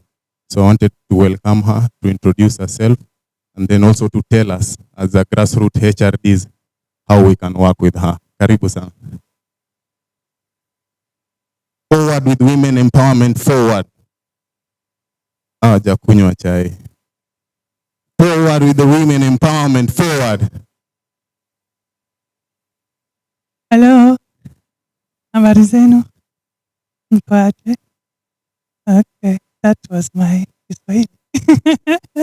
Sijui very well Kiswahili. My name is Viri Skapsma. I work with Peace Brigades International Kenya. Can you hear me? We work to open up space for peace, but we do that by supporting human rights defenders at risk. And we all know you are at risk, right? There's maybe threats, sometimes there's attacks, sometimes it's online, sometimes it is directly, right? But us, we want everybody to fight for their rights safely. So that is my organization, the Peace Brigades International, or PBI, Kenya. Now, for us, we have been active in Nairobi County, but we have not really stepped foot in Kajiado. Poleni, we have gone to this hotel, but that is about it. In Nairobi, we work with the social justice centers. Actually, we started growing with them. We started in 2013. We started in Madare, we started in Dandora, Kibera. Now we grow to Kajiado. Nowadays, we're also in the coast, and we're really also trying to work more on environmental rights. You see, that issue is difficult, and the human rights defenders that work on environmental rights, they have a lot of threats and challenges. I don't know what you want me to say more. You can help me. I can't be ambushed like this. I'm not such a good speaker just like this, but maybe I can say what we mostly try to do is we try to support human rights defenders to have a good network. You see, when you have good people around you that can help you when you're in trouble, you'll be safer. These people can be any kind of people. It has to be your neighbors, your community, but also maybe it has to be other organizations. It can be even from outside of Kenya. It can be governments that can help you in your job, right? We do, of course, training for safety and for security. And we do a lot of advocacy, even outside of Kenya, because we feel the story of Kenyans that are really working in their communities has to be heard out there. Not only the big stories, but also what you are doing every day. So sometimes we go out of Kenya and we also try to speak that story and show that story, or even bring people to share their own story. Don't know what else to say. Maybe you have a question for me. I have ambushed this meeting and I'm not even very sure what you are talking about today. But I really want to say that as PBI, we know that human rights defenders, they are so important to make that positive change in your community, right? You need that support, and we are so proud of you, and we stand with you in solidarity, and we hope to also stay with you longer and come to Kajiado one day properly. Thank you. Thank you very much. Yeah. So, kabla sijaondoka, we have fought with the tutapeana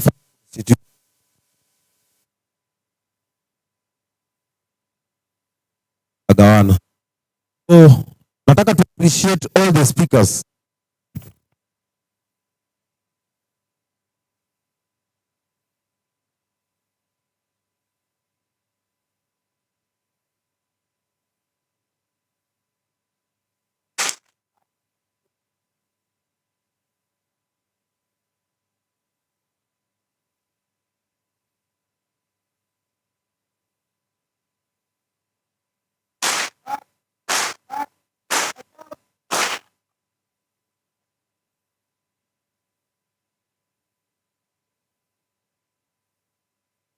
Hapo kwa wachawi, hapo kwa wachawi hapana. Asante sana Solo for that very, very important session. I think for us, we believe in empowering grassroots organization so that they can be able even to take lead in the work, especially at their ward, because we realize that if they don't take lead, then there is no sustainability of the different activities and even projects which they are implementing. So, and I've had so many challenges, but also I know since the inception of the project, there are other success stories. Later on, we'll be having outcome harvesting in the different ward so that we see whether we were able to achieve the different goals and even the different objectives of the project. But more important is the aspect of building very strong grassroots movement, sawa sawa, so that as we continue to do the HRD works, as we continue to do the social monitoring work, people don't see you as a person, but they see you as a movement. And that's why many times when a person has challenge, he's followed by a movement, but not as an individual. Many times we talk so much about evidence-based advocacy during our capacity building session that if you have to do something, you do it from a point of information, from a point of evidence. And even Dr. Amai would tell us that every time there is issues, especially within the county, if there is no evidence, then hiyo ni mushene ama ni muhahe, ni muhahe. Sometimes we don't achieve result because of no evidence. Sawa sawa. So, tukipush issue ya advocacy, we are pushing issues on evidence-based. And then mara mob tumekuwa tukiona as a HRD, it's not about you, it's about people who are following you, it's about issues, it's about community following. Ikikuwa ni wewe, jua saa zingine challenge inapatanga mse mmoja na hakuna mse wa kumfollow. Sawa sawa. Building partnership, building networks and making sure that you are pushing agendas zenye ni za community. Continue pushing agenda zako peke yako na za yule mwenye anataka kukuja kuvae, then at the end of the day you will have a backlash kwa community. True or false? So pia pale ametueleza about if it's an issue, a community issue, and you're keeping quiet about a community issues which is not only affecting you but affecting the whole community, then huko nyuma inaletanga maneno. Sawa sawa. But if it's an issue which is ni yako peke yako, individual issues, but what do you think the community will do?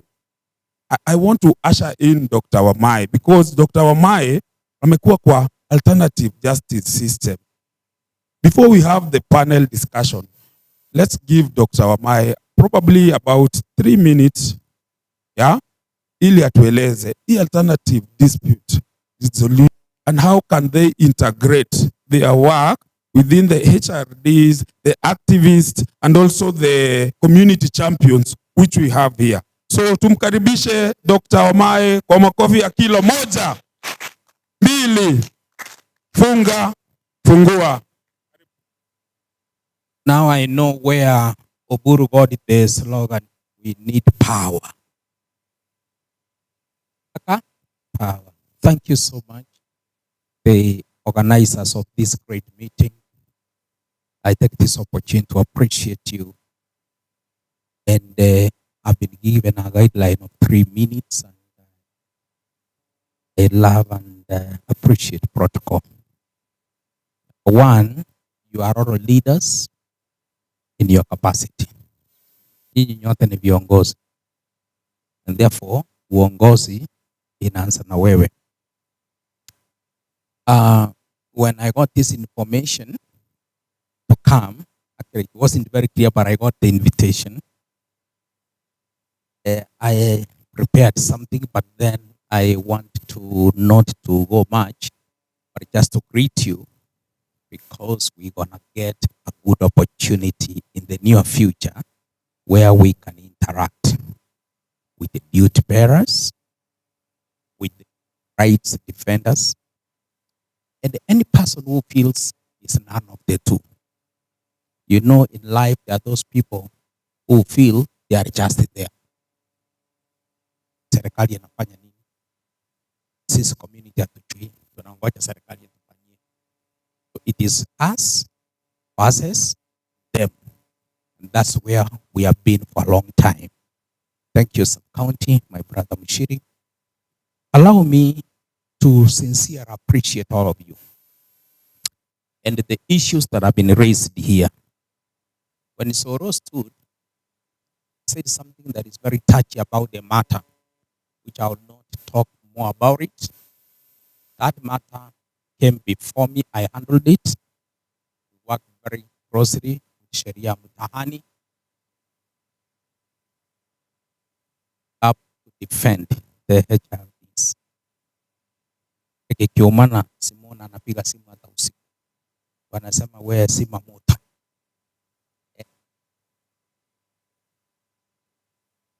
Sub-county.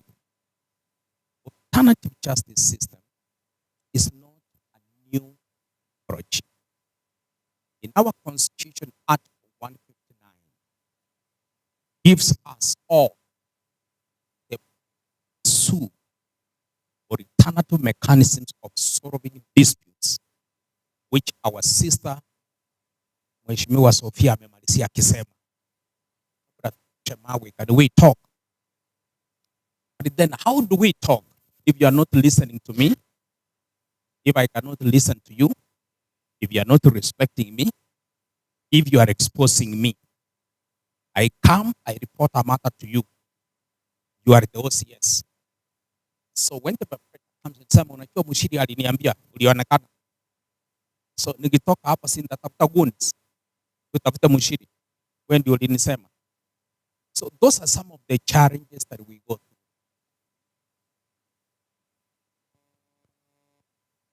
Mwetu mama wao pale wamefika. They can tell you wameona mengi.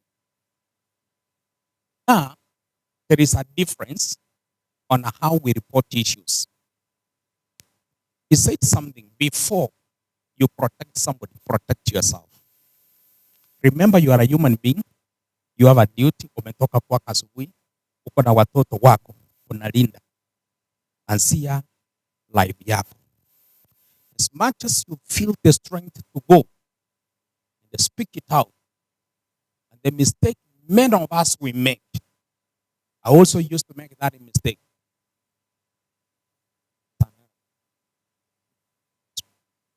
If I do something, nataka kufanya publicity, leo nimefanya, leo nimestart. Hata nimeenda tukakamata shadi, tukafuruta mpaka kwa station. That's not our work. But we need to have a working relationship. Soro mentioned something which I know the direction it is taking is true. Wenyenye, if I may use that term, wako na hera. So when they can use hera sao kupasprate wengine. But hiyo wakati imepitwa, na hiyo vitu zimepitwa na wakati. No more kunyanyaswa. Sasa ningechua ile lugha mnasema no more what? Sijui Sangara nisaidia. No more police. Hiyo kisungu hiyo.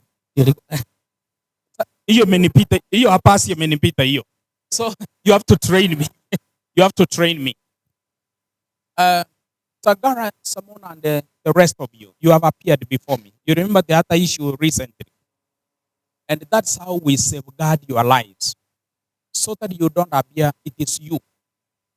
And when you appeared before us and Munyiri, you saw how we worked it out. Where we see there are gaps, and you don't have all the information, get the information from our sub-county. Usiende pale kusema, hii ni shamba inachukuliwa ya community. Number one, you don't know the plot number. Number two, you have never seen a document. Number three, hakuna inventory ambayo imewekwa kwa ofisi ya admin. Inaonyesha Ongata Rongai, zile plot ambazo ni za community ndio hizi. Public utility ndio hizi kutoka juu mpaka chini. So that ukiona mtu as a speaker's person, then you can ask. You get the point? So we are aware of the things that have been happening, and we have taken a lot of steps. Even this week, we have had a peace meeting, which by God's grace, I chaired the peace committee sharing with our DCC, Mr. Yusuf. Na kuko na mambo mengi sana tulizungumza. And I will leave it that to Bwana Munyiri when he's making his remarks to give you some of the dates and the events that we are organizing on the peace building so that we bring everybody together. Some things, if you cannot reach, don't confront them. Yes, I'm sure we have Munyiri's number. And those of you may not have my number. Ask permission, I give out my number. Lakini usiniambie nimekwama nataka transport. Tafadhali. Just take my number. Sasa unasikia huyo ameanza yake. So please take my number with your permission, sir. Let me give it out because it will help you. Hata hii mambo ya court mulisikia when our sub-county was dragged into that thing. Agara, you may not know. I'm a member of the Environment and Land Court Users Committee at the county. I sit in the County Peace Committee. I co-chair the Peace Committee at the sub-county. So whatever happens anywhere, I am aware. All right? My number is 07 2020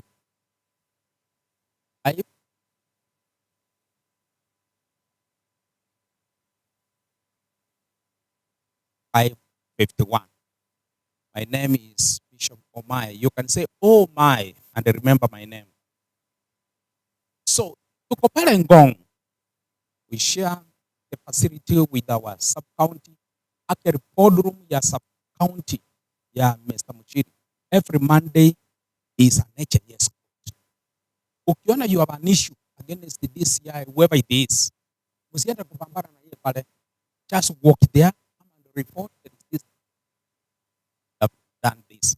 Because the same team iko kikao tunakaa na wao na Bwana Munyiri. Na hapo ndio tunaulizana maneno. And then when we go to the court users committee, this is where now we ask questions. Why are you frustrating wananchi? By the way, this is the good news. Some of us hatuendi kwa mitandao kusema mambo mengi mimi na Munyiri. Officers wanajipata wameambiwa wanaenda transfer bila kujua ilianzia wapi. Nasema kitu mmenipata. Tukiona you are frustrating wananchi. Vitu zingine zilifanywa makosa kitambo. Even before Bwana Munyiri joined the county government. Na sasa hivi we are so busy solving those problems. Kesi zimetoka Rongai hapa Kwale. Watu wamenyanyaswa. Nakumbuka hata kesi ya Nambaro Women Group. Hizo sote, yani watu wananyang'anywa plots zao left right. Hiyo ni ukarabati ilifanywa kitambo before Bwana Munyiri. So sasa hivi tunafanya nini? Uchafu ambayo iliwekwa na watu. Wengine hata walikufa. Sio kila mtu akikufa anasema Mungu amweke mahali pema. Watu wamesumbua, Mungu anasema wewe ondoka. Wanasema wacha Mungu tu atake his own course. So I really appreciate you when you will be speaking what we have learned, and I really want all these people to be part of us in the peace committee. So mambo ya peace ni ya kila mtu. Kiongozi, muje pale, mama, mkue pale. Tunaanzia Rongai, tunaenda yule ambaye Soro huyu anaendelea kusumbua watoto kama wale. I'm aware. Until one time he approached me. Kuna paasha around 40,000 when I was handling that case. And I'm happy for Chemaima. Chemaima studio akasema, wewe tunakuchua mwizi. Head on. You see sasa ilibidi kwanza nisikize mwizi yako. So we are aware na that case is going nowhere na shosho hata nyang'anywa shamba lake kwa jina la Baba, la Mwana na Roho Mtakatifu na hata kushukuru. So thank you so much. I have a long day with other things, but I said I must really come and I really appreciate you. Ninyi ni wanguvu sana. Na tunataka nini? Hiyo mmesema pole. Tunasema nini? Tayari mko nayo. Article 1 of our constitution. We are the people. Mtu asitoke mahali atufanyie vituko. No. We have worked so well and will continue working so well in this county and beyond. So thank you so much. na hata yule umeleta mgeni kutoka Nairobi, thank you so much. We appreciate you. We serve together with the Nairobi Metropolitan. We'll be meeting in other corners. Thank you so much, sir. I'll appreciate and leave it at that.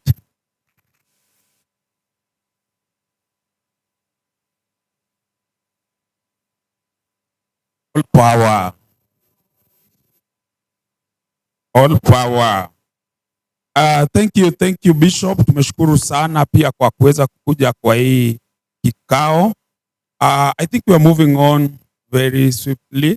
We are moving on to the next segment. Remember, we are live in Power Radio in location na tunaenda kwa the very important segment on the panel discussion. And I know you have so many issues which you want to raise. There are so many challenges again zenye muli raise sana zenye zitakuwa answered by the panelists. So at a particular time in our very own Wanyoike ambaye atatulead kwa hii session. So tumkaribishe Ann kwa makofi. And then some information. Kuna karatasi ambayo itakuwa inaenda around, tafadhali of participant hakikisha ambayo inaambatana na namba yako ya simu. Sawa sawa. I know you have always done that, but ensure hapo kwa transport reimbursement unaandika jina ambayo inaambatana na namba ya nini ya simu. So karibu Ann. Asante sana. Viva comrades, viva. Viva comrades, viva. Amazing. Kwa majina ninaitwa Ann Wanyoike, and in the next maybe 1 hour or so tutaweza kukua na panel discussion, try to deliberate on some of the issues that you've been able to do in the community, and allow me to introduce some of the people that will be helping us with the panel this afternoon. The first one being Mama Wahu. She's a veteran human rights defender. Please, a round of applause as she steps onto the stage. More power, yes. More power to Mama Wahu. More power. Amazing. And then we shall be joined by Mr. Munyiri. He's the SAP Makofi tafadhali as he joins us. Thank you. Forward. Then we shall be joined by Mr. John Kamande from Uraya Trust. Please, a round of applause.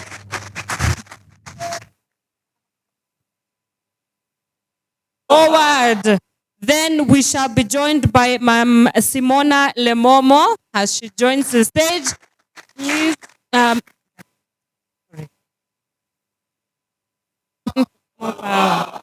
And finally, the loudest in the room, Mr. Sankara himself.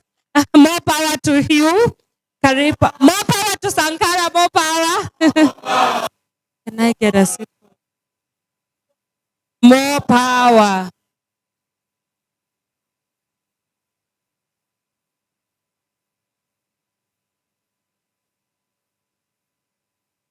Once again, a round of applause, ladies and gentlemen.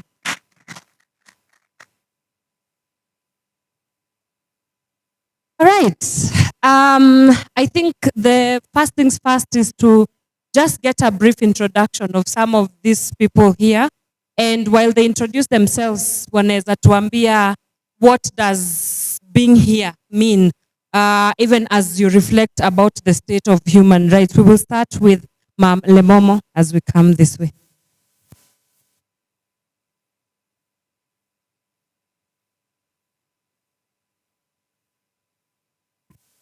Check 1, 2. Good afternoon. My name is Simona Lemomo.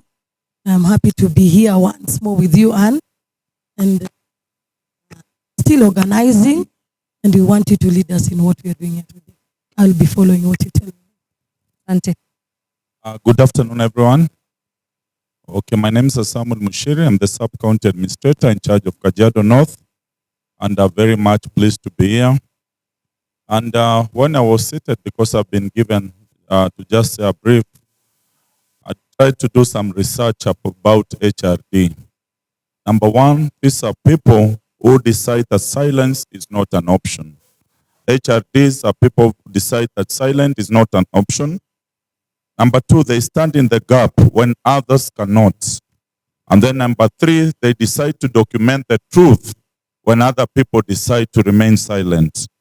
And then number four, they don't do it for fame or money, but they do it to ensure that justice for the people is done. What are some of the things that we need to do for them? Number one, we need to ensure that we protect them. Protection is not an option. We don't need to expose them, but we need to ensure that we defend them and ensure that they are safe. Number two is very important. When we have forums, we do recognition. We ensure that we recognize the good work that they are doing for the community. When you get an opportunity, you mention about the HRDs, and let the community and the world know that there is this group that exists. And then finally, we need to partner with them in our activities. That when we have things that we are doing to serve the community, it is very important for us to ensure that we ensure that they are part and parcel of the community. And if we do so, we are going to take them to the next level. Thank you. Salute, comrades. Salute. Salute, comrades. Salute. The language I know. Viva, comrades. Viva. Viva, comrades. Viva.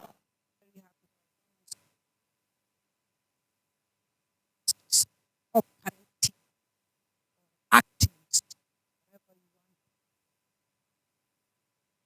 I think globally and I act locally. And when I think locally, I act globally.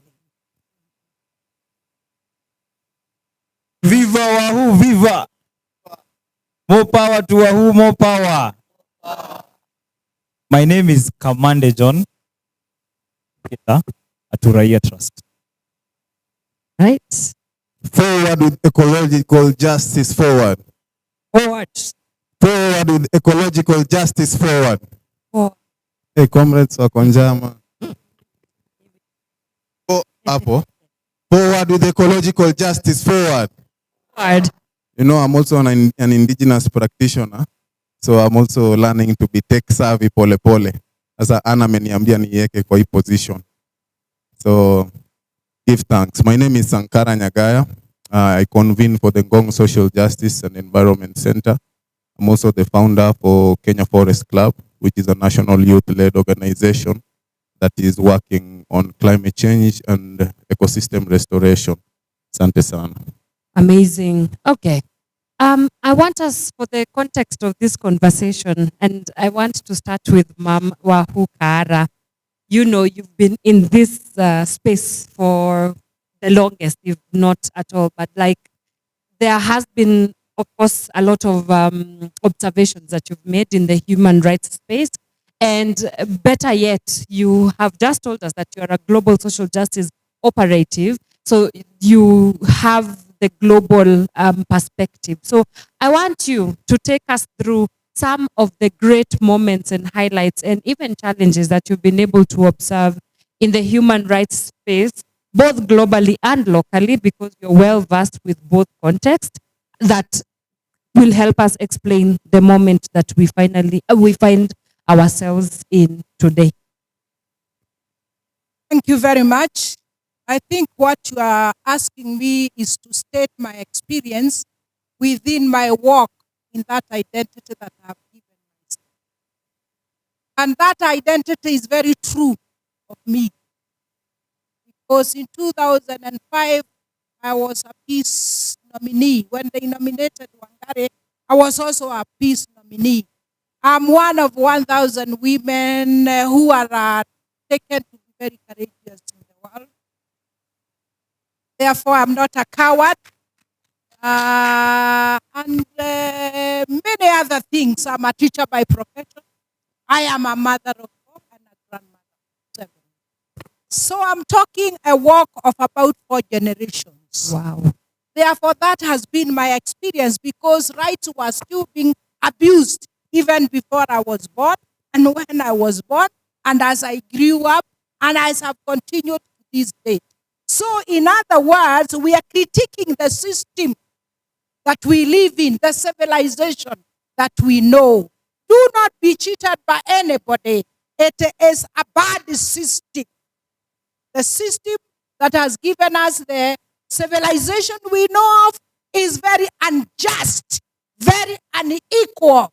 And for me, I even call it demonic because it kills. It kills. People go to war to kill for their greed, for example. So all what I'm saying, the bottom line of the greatest value addition that you can put is to know the system, to understand the system. And it has already been observed here. It is very important to have information. Information is power. If you don't have information, you will not have power. I am a very informed woman. That's why I'm very powerful. For I am an institution unto myself. I teach universities. I teach Kinamweni. I teach the disabled. I teach even with the disability of sign language because I love humanity. And every human rights defender loves humanity. I am so happy to sit to this one great son of Kenya you have identified.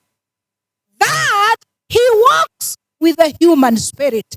So be at home because I am a human rights activist or defender or whatever because I believe in the spirit of the human. Some young man here reminded us about our spirit.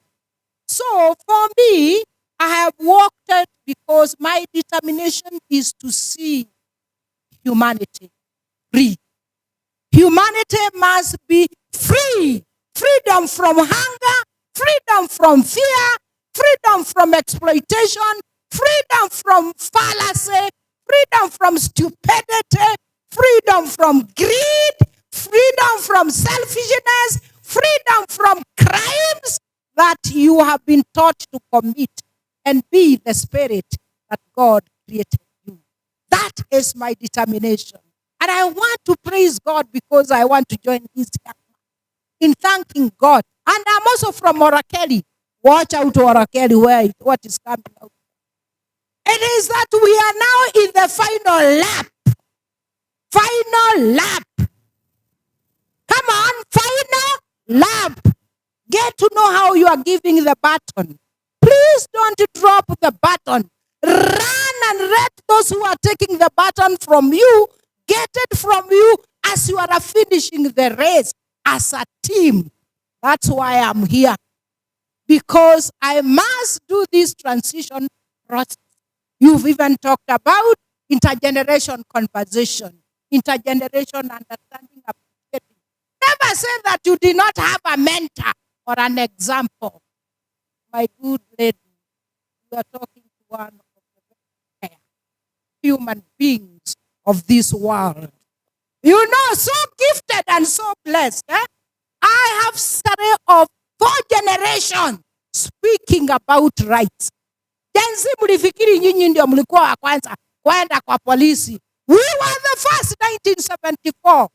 We drove ile police station ya hapo university. Inaitwa nini hata forgotten. Central Police Station in memory of Nyanjiro 1922. So, police, we have engaged with them, and police are instruments of the state. Police are instruments of the state. So when you are engaging with them, they are not your brothers or sisters or fathers. Remember, Raia adui, bunduki rafiki. Raia adui, bunduki rafiki. That's how they are trained at Kikanjo. So when we are dealing with a system, you must understand it. But we have walked that walk, and to finish, it is because we wanted to open this space and have people like Mr. Munyiri. It doesn't matter whether you are inside, but if you have a human spirit and your determination is freedom for all, then your office does not tie you down because it's your spirit and your conscience.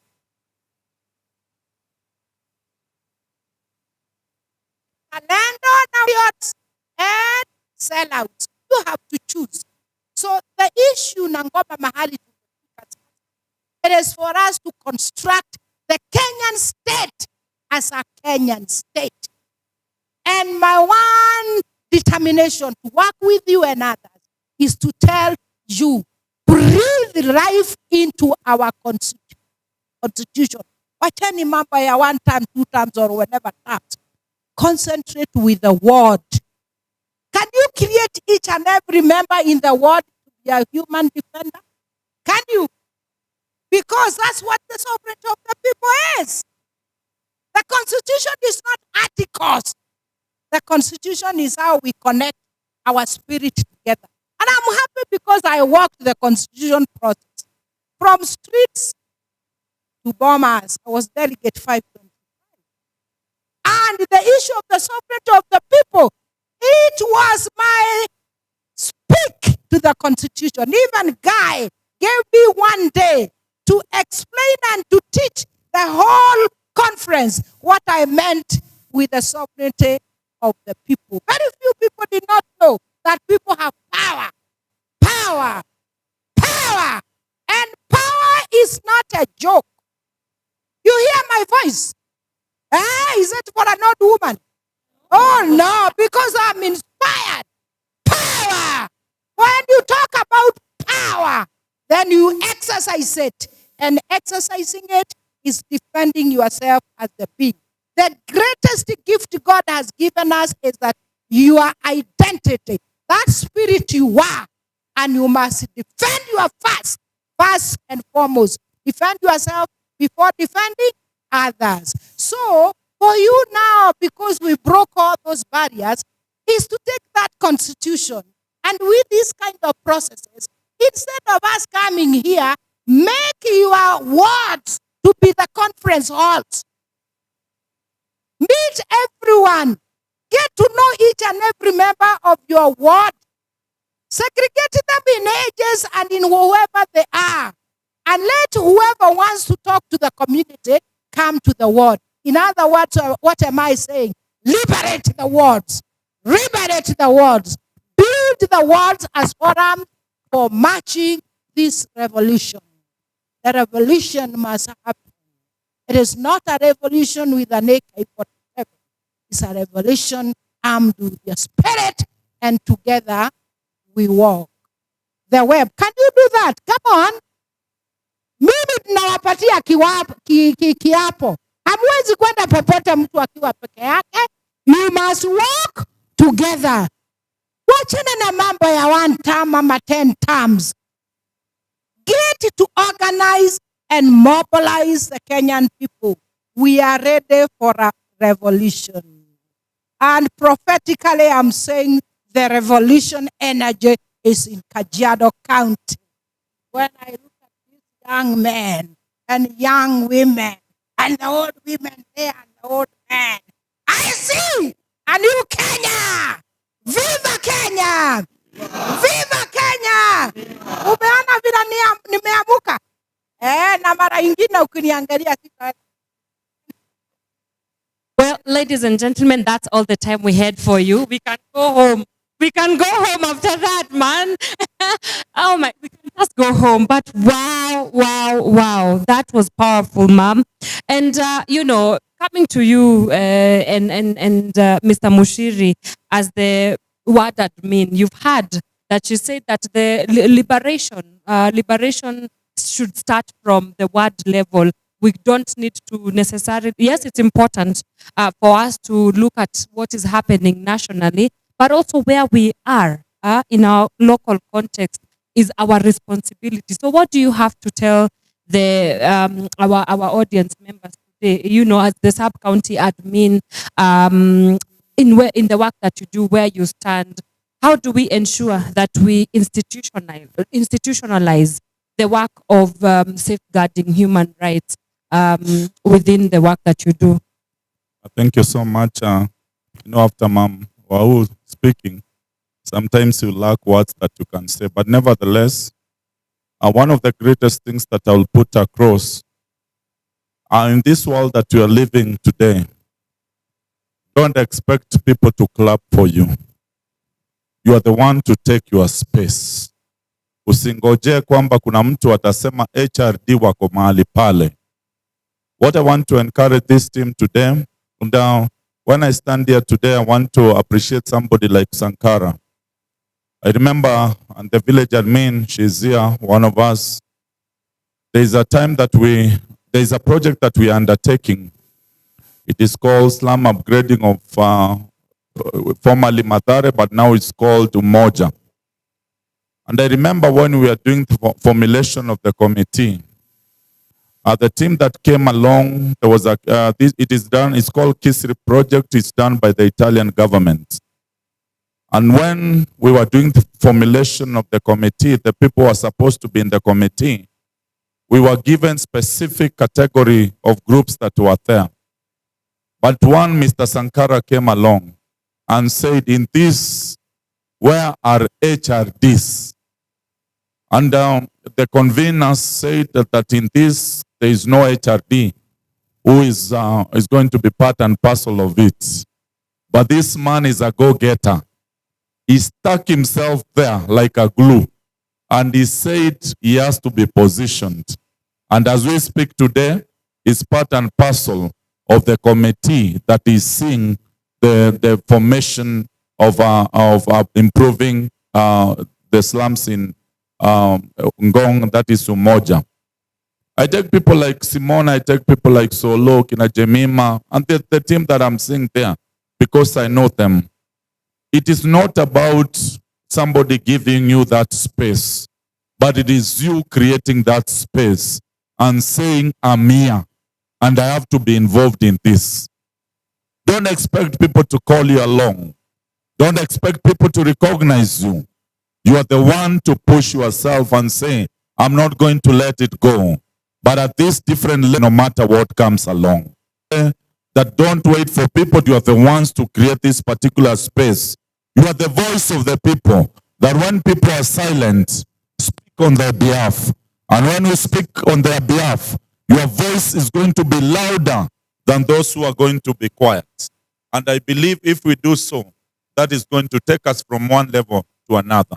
So basically, in summarizing it, let's fight for our space, and we are going to get that space because it is there. Without being called, it cannot happen. Thank you. Wow, love it. I want to go to Ma'am Simona, and you've just mentioned, Mr. Munyiri, that we have to speak out. And some of the people that are doing that work of speaking out is Madam Simona. So tell us what is happening, especially talk to us about the experience of those that you deal with on a daily that have been violated when it comes to the human rights and what is happening in the behind. Because some of us might not be able to happen. Tell us a little bit about that.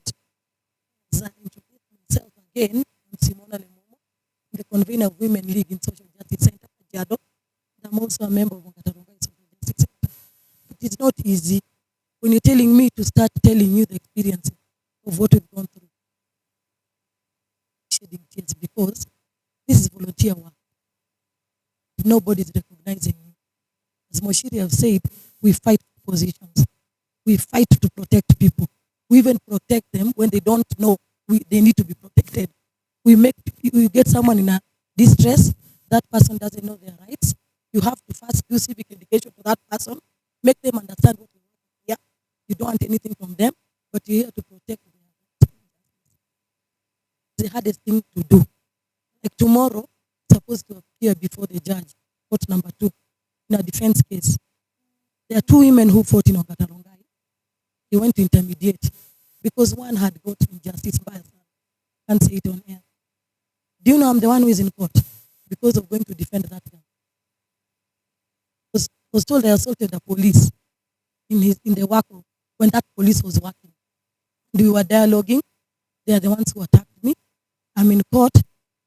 And now, feel like I need to protect this community, work with the same police who have put me in the line where I am now. And still I need to go talk to those police who did that to me. 2 weeks back, I was doing the rounding up for the victims of the maandamano, Sabasaba and the Gen Z. It was the worst situation juu nilikuta watu wako mutilated na mtu ana mguu, wengine wamekuwa mental. Yani kitu niliona kwa hiyo ground sikujua iko mpaka vile tuliambiwa tuende tukawamobilize tuwatafutie wapate funds. Like 2 days back or 3 days back, kuna mdema alibeba customer, she's a sex worker. Kenda na huyo dem home, kenda chali home. She was killed. Smell ikakuja, mimi nilikuwa chief. Chief akaniambia jua tuko sure ni maiti, you go.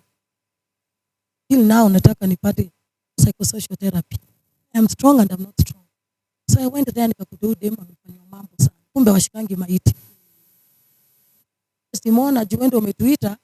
So ni human right wanani intimidate. Si you're a human right. Go with Sarah. Sarah and Esther.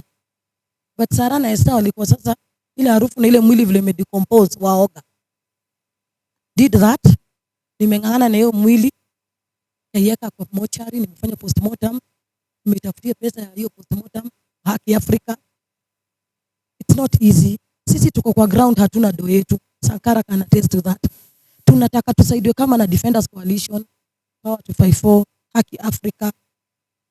Na sasa tunakuja kuitisha help huko juu, inakuwa painful sana. Wanaona wewe ni con woman. Hiyo pesa tukikupatia, tuko na uhakika aje nenda huko. Mimi kwani nimekufa? Si ni mochari inawekwa pesa. Mpaka juzi nilikuwa naambia Sankara, am I to stop this because kama mimi naitishia victim kwa femicide pesa, hawa wanataka kukula.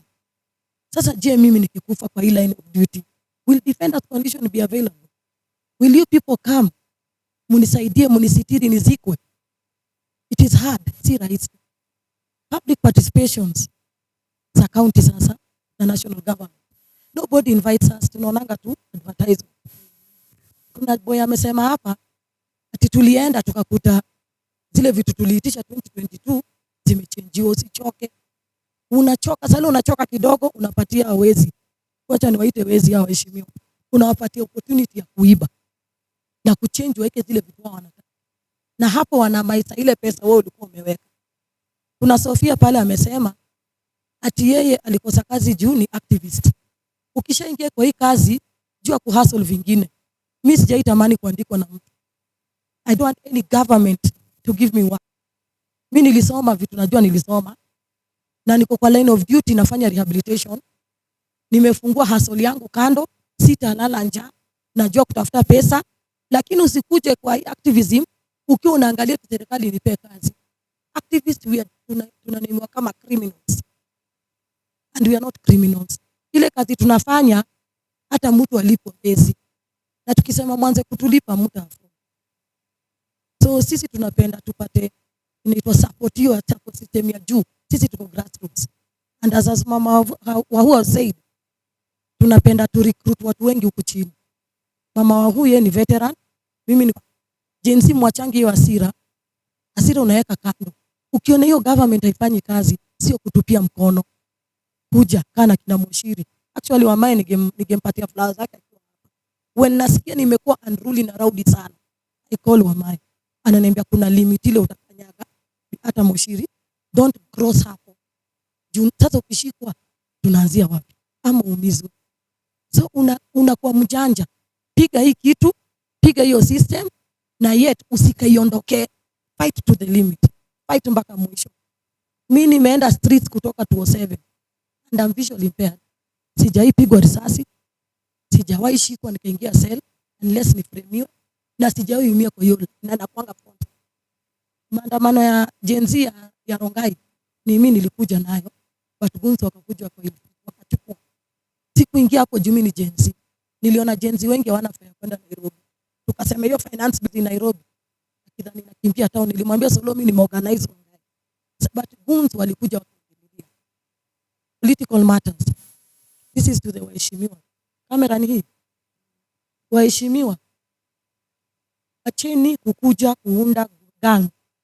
Kwanza huko kwetu Ngatarongai na Kware. Nawaambia kuna gangs Kware. Gangs ya ukweli, our friends have done it. And we know the leaders who are doing this. 207 nyinyi mlikuwa watoto. 207 ile kitu niliona Saidi Atika. Enda irudie. Unaweza kuna kama game leo mumevalisha watu uniform, mumewashonea makombat, mnawaambia ni magunzi wanatembea na visu. But ile mimba yenye mnalea saa hii waheshimiwa, itazama pacha ya vifo, uwaji na kitu mbaya sana Kajiado County. Munyiri, nyinyi mko kwa hiyo peace committee. Mtuite sisi. Mimi am ready to identify. Niko ready kupoint hivi na hivi na mheshimiwa mwenye anafaa.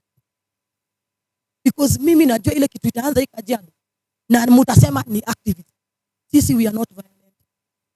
Sisi tuna injecting, sisi tunarekebisha, we criticize the government in the right. Kwa koti najua constitution inanitetea. Gen Z vile who have said, walk with your constitution. Jua kila kitu kwa hiyo constitution. Hata polisi akikushika unamwekea hapo. Juzi tulikuwa police station tukaona vijana amekata gang. I can mention him ni Mashete. Yeye amesema staki gangism. I called him Munyiri. Alishikwa akapelekwa na traffic kotini. The same police haikumwachilia akalala sasa. Asubuhi sasa kesho tena kaunti nyingine. Akaekewa bangi 100 na hajatoka kwa cell. 100 rolls of bag na amenyonga watu robbery with violence. Mimi nauliza alikuwa ananyongania kwa cell? Alikuwa na hizi bangi alitoa wapi ndani ya cell? Mimi kama Simona naomba tu Gen Z mtusikize. We are not crazy tukiwaambia fight this system ukiwa hapo bado don't move. Kuna mwenye ameniambia niliacha kwenda kwa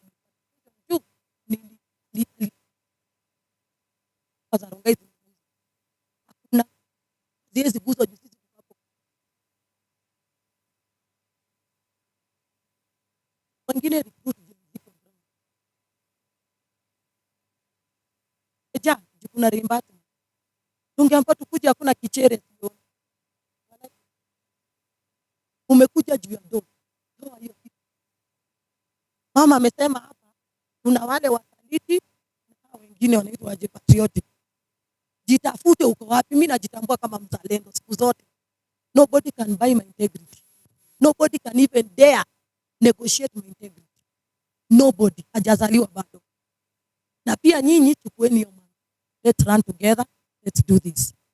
Wow. A round of applause for Mapinduzi. Let me finish by saying change begins with you.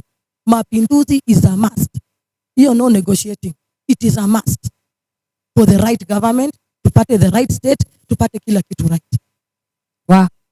I want to come to you, Mr. Kamande, and drawing from the experience of our three speakers, I know you as a civic educator, you have a lot to say about what they have been talking about. So yeah, how would you respond to all these issues, given the fact that as it stands, I think civic education is limited because the magnitude of the matters that we have to deal with in society, the plot is continuing to twist.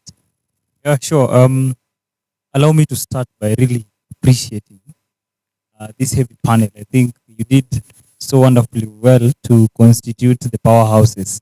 And we celebrate the work that they do, what perhaps Wahu has done for all those years, what Lemomo and Sankara have been doing in Kajiado. I mean, we need to celebrate them because it's not easy work.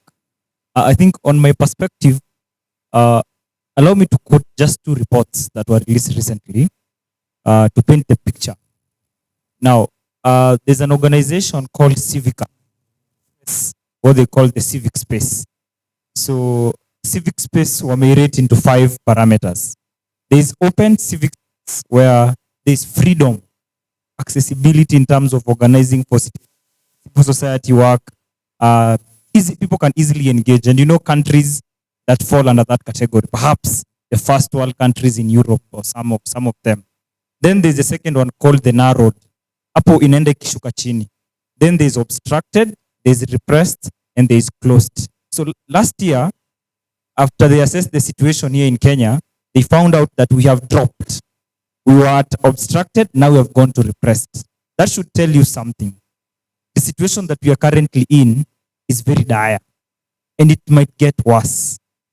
If it's not, if we don't keep up the work that HRDs are doing, this thing, especially as we're heading to the 2027 elections, and forgive me, I like to refer to that because we know the election triggers a lot of existing conflicts amongst ourselves. Now, I keep asking myself, what is the place of civic and voter education among this in this situation? Now, it is the duty of government, and I keep saying this: government is mandated to do civic and voter education. But look at what governments do. Well, and I want to appreciate Bona Munyiri here.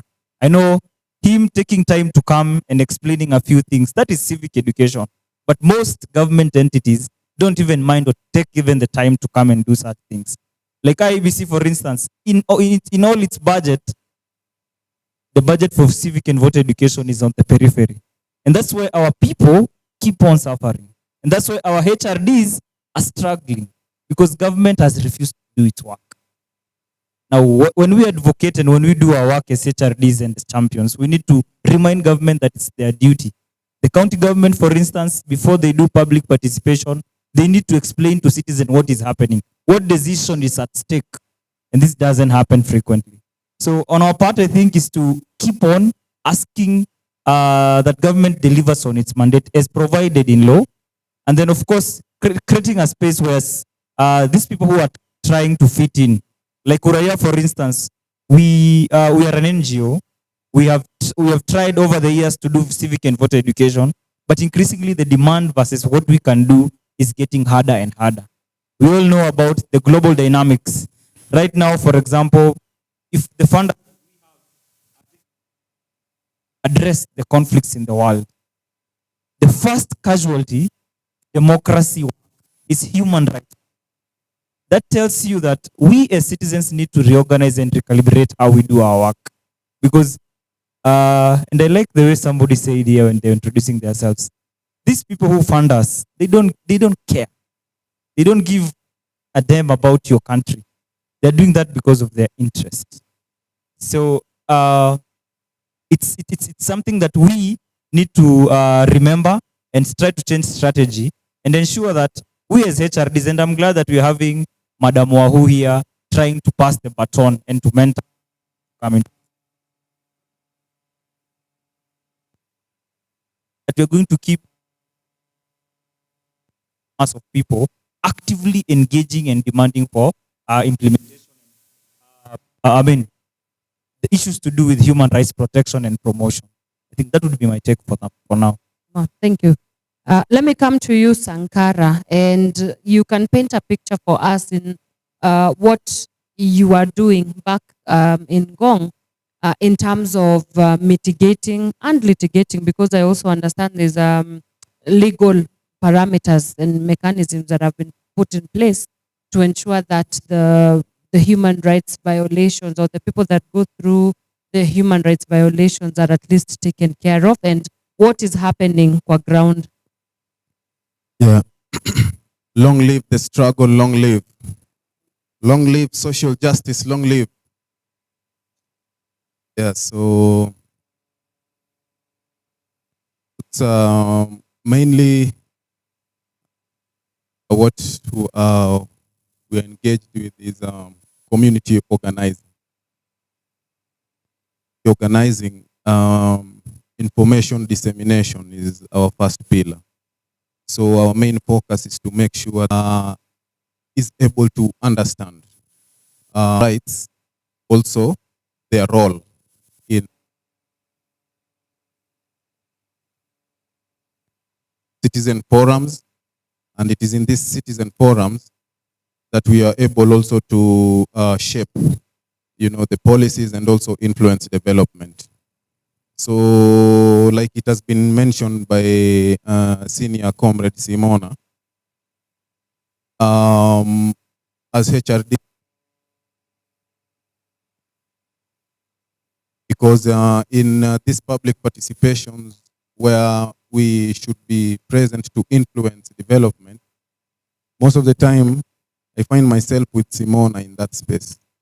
And we try to even look for comrades that we can try either to stop a mal process or to try and inject a certain type of development that we feel is a need for the community. But we are always there with her, no other faces, you know. And as you know, government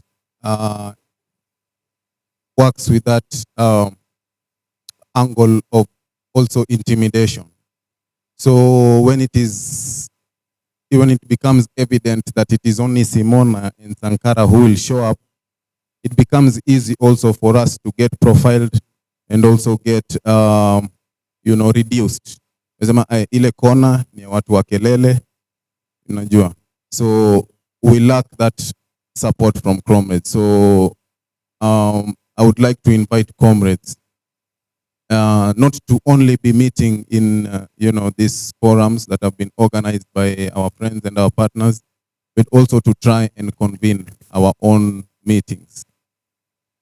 It is in that spirit also that I would like to mention about ideology that grounds us as community organizers and rights defenders. If we are unable to come together, and then we cannot be able to shape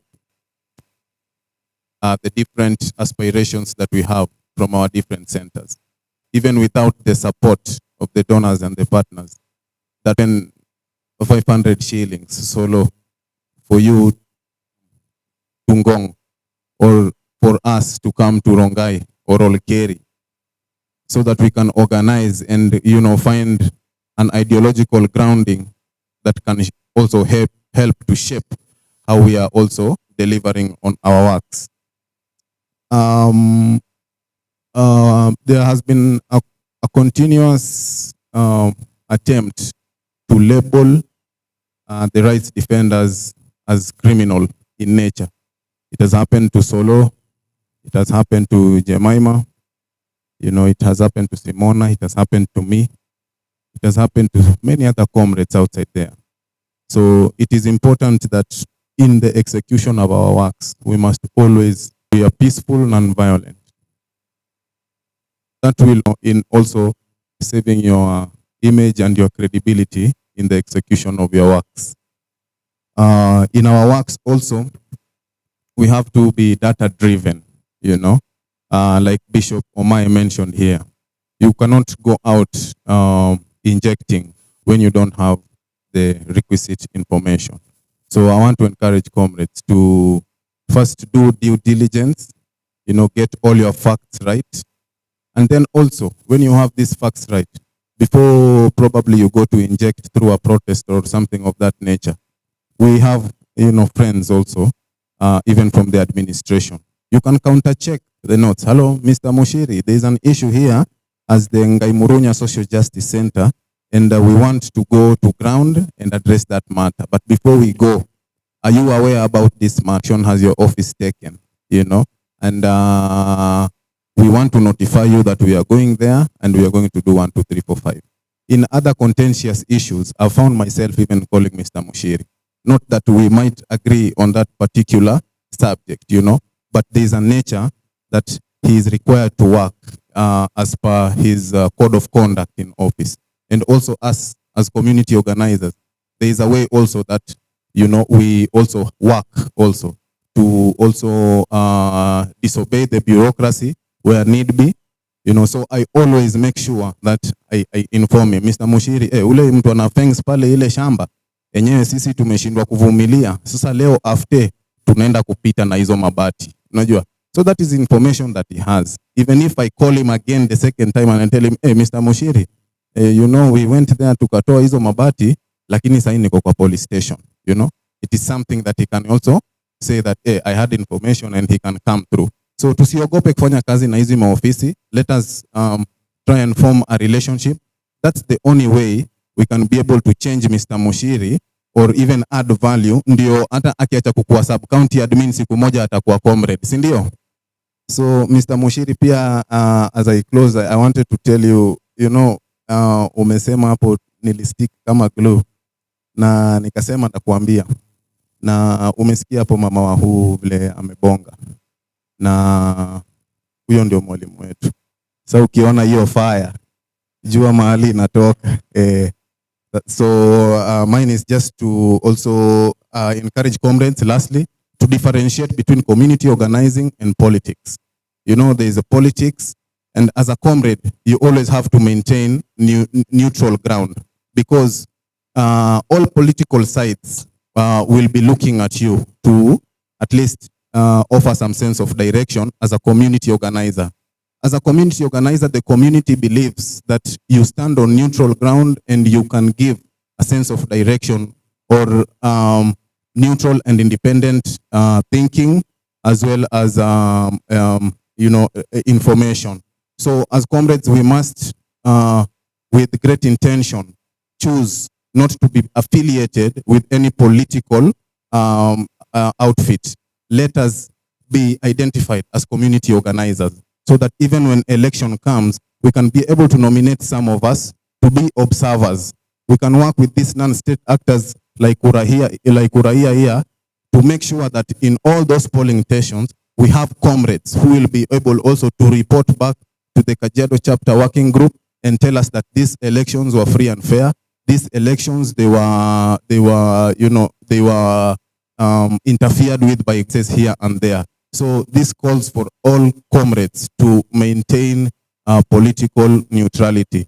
So wale makomrades wa sheria mtaani, tunajua tuko na candidate, tunampenda sana na tunamheshimu kulingana pia na ile kazi anatufanyia mtaani, wakili Shadrack Wamboi. Let us see how we balance the works around politics and the works around the community advocacy that is our main pillar of our works. Asante sana. Right, thank you so much. I want to come back to Mam Wahu, because we are here, you have a wealth of experience and we want to learn as much as we call it that. You say it belongs to the people, but a big challenge is we might not even be aware of how powerful we are. So how did you, in your own journey, discover your power? How did you get to that place where you lean into your power, and beyond leaning into your power and recognizing the power that you stand, it also comes with a lot of conviction. I mean, when you're talking, somebody just feels like flying off the chair. But when I look at this room, we are like about 40 people. It's not enough. We need an army for us to be able to create the world we want to see. So how do we ensure that we are building a community of powerful people that stand in their power, that know their power, and that demand what they need to see with so much conviction, and sustaining it, because you've done it for 40 years now. I know people do it for 2 seconds and they're like just about done. Correct. Yes. Over 40 years. That's over 40 decades. Yeah.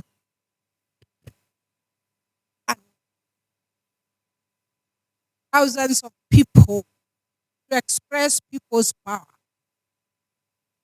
And that's why I'm saying, Wahukara as I am, I'm an institution. Because I express people's power and nobody can push me or refuse to listen. I want to tell you, in 2005, to be precise, on 5th September, I addressed the United Nations and brought the United Nations down, because they were trying to say we are poor. It was supposed to evaluate the Millennium Development Goals, and there they were with everything, and Kofi Annan was Secretary General. So I stayed in New York for 9 days, being auditioned on how I shall read the speech. And the speech was supposed to say, to continue the misinformation that Africa is the decadent, continent, the miserable continent, the poor continent. It is the burden of the civilized world. That was the theme. But I don't believe so.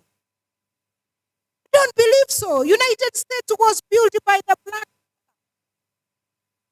They keep all wars all over the world because of the gold in our continent. Congo is the richest country, but they are poorest.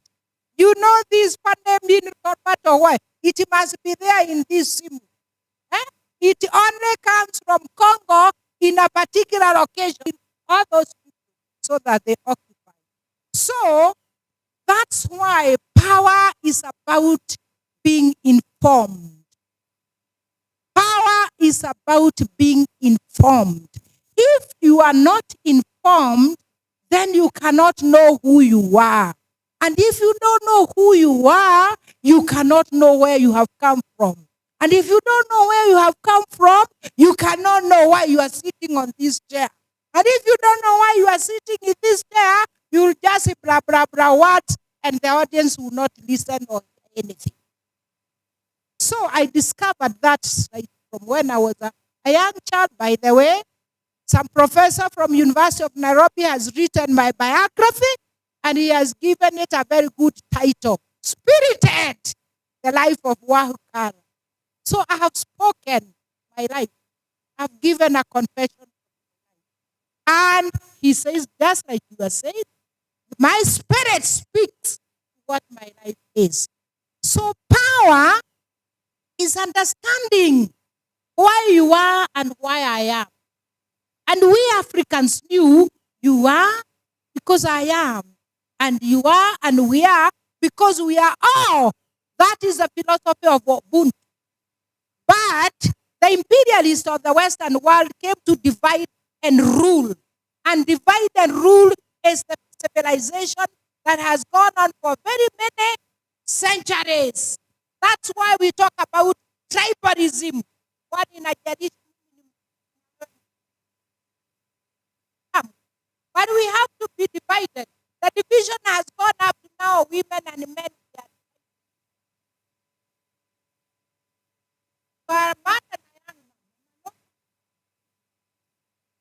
So you see, this confusion, this misinformation and misinformation of our relationship. Because the civilization we know is a civilization of extraction. Extraction relation instead of relationship. So for me, I was young in my own home. My father decided to have some domestic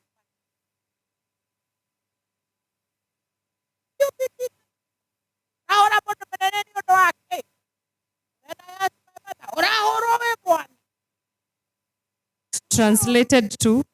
Why are you being beaten? You are a child. I asked my mother. And I asked my father, why are you beating an adult? And the whole not knowing what.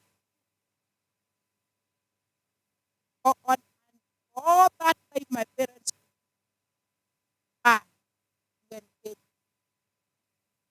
so you see, I'm asking my father, why are you beating somebody? So even if I don't know, he's the one with the power. But I'm asking my mother, why are you allowing yourself to be beaten? Are you a child? Because in my imagination, she's an adult. She should be powerful. Not. It is us children who don't engage. So that is the location of my spirit. I was brought up in squatters because my grandparents were squatters. Mimi ni squatter kabisa. So I could see the relationship between settlers and Africans. It used to wander my mind. So one time, we are Kikuyus, we are having this beer drinking, and a small young boy of about 7 years, white, comes in, and he goes, takes the calabash, and the whole beer was split everywhere. I got hold of him, I asked him, you don't have manners, you don't see this out. Where one was there? Mana ukamwaka pombe yao? My uncle, everybody, wow, Now I wondered, what is this? So that is my background. I had now to understand this social construct. What's wrong with it? Fortunately, I went to school. Then I read history. In class 4, we were studying slave trade. That textbook of slave trade in standard 4, I read it from cover to cover. I was more of a teacher than the teacher. So that way, I went on building my career, my identity. That then at I think 8 years, I wanted to be a nun. In the interview, I asked the nun, the white one, why I didn't know they are wearing. Why are your legs like that and the African legs? And the dress code, they were white, white kabisa. And the black sisters were about these brown clothes. So I could not understand. Then I was told I don't have a vocation. So that is the background of my children. By the time I reached university, I was already I learned about all the ideas.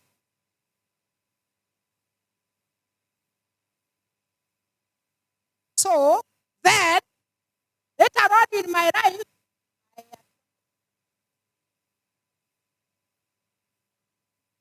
I do know that spirit, but the civilization we live in destroys your spirit.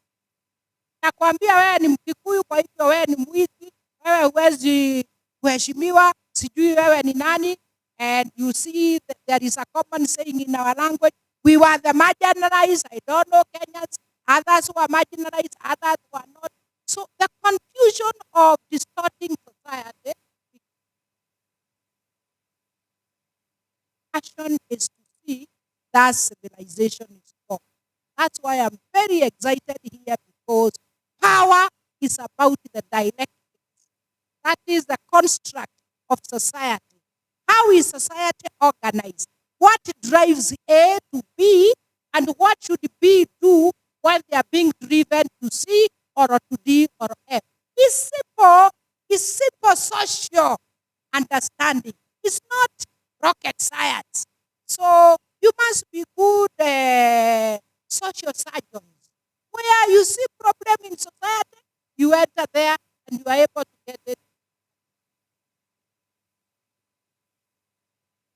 The human rights defenders now must go up a higher level and really become the transformation agency by bringing everybody on board to take the people's power, as our Article 1 says, the sovereignty of the people. Until Kenyans we construct a Kenyan state, hata mkifanya kadi zenyu ama nini mwende elections, zero. This is a system that it has its own life beat and machination. Hata mkichukua kadi nyinyi nyote na muwe na vote na mwende na vote Samoe, anaitwa nani? William Samoe Ruto is a paranoid dictator. It's a paranoid dictator. Usifikiri mtamtoa hapo na vote saa ngapi? IBC ni yake, pesa ni zake, si anaiba pesa zetu kila left, right and center, na hamfanyi chochote. Anaangusha elimu, hamfanyi chochote. Anaua watoto, hamfanyi chochote. Anauza nchi yenu, hamfanyi chochote. Kwani mnaniambia mtamfanya lolote na vote? Remember, the only thing about security ballot is rigging. Democracy is a fallacy, my children. Democracy is a fallacy. Democracy has died. The United States can no longer tell us about democracy. The Western world can no longer tell us democracy. That is a civilization that has died. Muimbuke! Muimbuke! Na miundo misingi mpya ambayo mabadiliko ni sasa hivi, na hiyo mabadiliko ni vile binadamu atakuwa ndio mwenye uzito na nguvu ya kuungana pamoja na kufikiria wataendeleza uchumi gani, wataendeleza uongozi gani, wataendeleza masomo gani, wataendeleza biashara gani. This is the time to think. Come on, think about a newness, a new paradigm shift where we have an economics that can work for people. I call it subsistence participatory economy. Subsistence participatory economy. Hiyo unamsikia wakina mama wale wanafanya hiyo vyama vyao. Then in governance you must horizontal participatory democracy. Ile sasa mkienda nyumbani kwenyu vile mlikuwa mkisema Orikeli, Orohoteba, Engong, mnakaa hivyo na mnasema aha, wewe ndio utakuwa MCA wetu. Ni wangapi wanapinga? Kwa nini unapinga? Unatoa. Alafu mwishowe mnasema by consensus tunasema ni yeye MCA. By consensus tunasema Mweni ndio women's rep. By consensus huyu ndio MP wetu. And by consensus huyu ndio governor wetu. Na by consensus Sankara ndio president wetu. Simple. That is the alternative imagination you must be having. Lakini mnafanya kadi, mmechezewa karata. Kadi ni ya nani? IBC ni wa nani? Hiyo mitambo ni ya nani? Na mwishowe nani atakuwa akiangalia mnafanya nini? And I'm telling you, Ruto is a paranoid dictator. He's not even a dictator with sanity. He's paranoid. I don't think he even sleeps. Unajua paranoid ni nini? Eleze. Ni mgonjwa akili na roho. So hata anauliza mnaweza kumwondoa vipi? Because he has sleepless night. And I know he shall understand what I'm saying. I'm not saying fear. Mimi siogopi. Oh, what I'm saying, the new dispensation is here. Count on Wahukara. My mind is alert. Very alert. Very sophisticated thinking. Unasikia kama ninaangalia kitabu. And I'm speaking very heavy ideologies and philosophies. Ambayo, wasomi wanaweza kukaa years wakifanya ma-PhD. I have no PhD. But every university. Oh yes. I address universities and they call me professor. Ulikuwa ukisema nini? Ninaambia mimi si professor. No, wewe ni professor. And I teach university. Yeah, in this country. Maringo ni kuambia tu akili zenyu zichemke. Na zitachemka kwa sababu ya mapenzi ya watu wenzako. Ukiwa na mapenzi ya wenzako, there is nothing huwezi kufanya. For me, my determination, and this I agreed with my good comrade and friend, President of Venezuela, the late Hugo Chavez, that we shall not relent until humanity is free. There is such to make.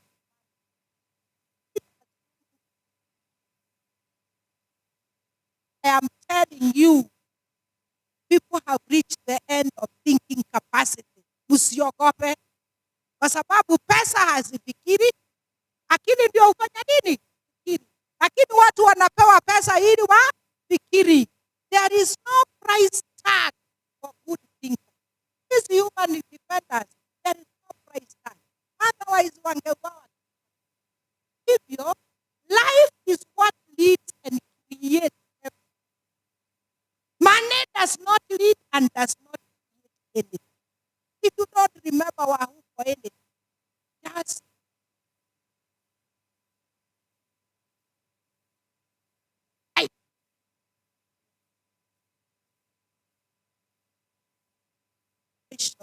of every human being Wewe ndio ulinipa. Kwa hivyo You have all our time. mimi ninasema uliniambia nilikuja kusema everything starts in Africa and it's us Africans to be able to lead and others to follow. Do you know what is so special about kikao hiki? Tulikuwa mkisema nyinyi ni Kajiado County. Lakini mnakubalika hadi nyinyi ni Kajiado County. Labda watu wachache, labda my friend kama young daughter here can claim to be, but ataulizwa tu. Ask yourself, why are you Kajiado County at time like this? Nahama. Kuna watu wanataka kuhama. Lakini nyinyi ndio Kajiado County, wanawaona. Kwa nini wanasema kujenga barabara ni kama kwenda kujenga Kiambu barabara? Eleweni siasa. And siasa is a serious thought and thinking. You must be politically strategic thinker. Like wow, Kara. I'm talking very strategically. Naona kama nikiogopa. Warerevu hawezi kukubali nyinyi ni wana Kajiado. Hawezi kukubali, but you have the opportunity to break down those tribal barriers and those tribal cahoons, rebalance your mind. Muwe nyinyi ni wa Kajiado. Think Kajiado, act Kajiado, work Kajiado. That is a paradigm shift. Is a new Kajiado that people are working together and are not boxed in boxes. Sinasikia wengine wanasema wawe zone. They are zoning one another. They are boxing one another. Now we are even beyond tribalism. We are going to zone. So that is the tendency of a political civilization that is dead. Trump is dead. The United States is dead. The European Union is dead. Watu ambao wamebakia ni Latin America na hawawezi kujiongoza. Wengine ni Asia lakini hawawezi kujiongoza. The life bit is in Africa. And I'm happy that day at the UN I told them, after telling them we are not a backward continent, we are not a poor continent. I told them the African women have refused to die for Africa. We are living for Africa. Because mimi maono yangu ni ya leka movement. They mobilize from 50 shillings or 100 shillings, and by the time they are going home, they have thousands of money. I even have joined them, and I know. Munawekelea kwa meza 100, mukienda. But also, you see, they have demystified money. That's why I'm talking about the economy of subsistence horizontal economy. Subsistence, chakula, sio mamilioni kwa bank. So capital is collapsed. Si mnaona banks. Sasa bank za kina Mweni under the bed hapa kwa nyungu mahali anafichanga. Hiyo ndio banks ambazo wamewaibia nyinyi nyote. Nilisikia akisema ninaona ambao huwa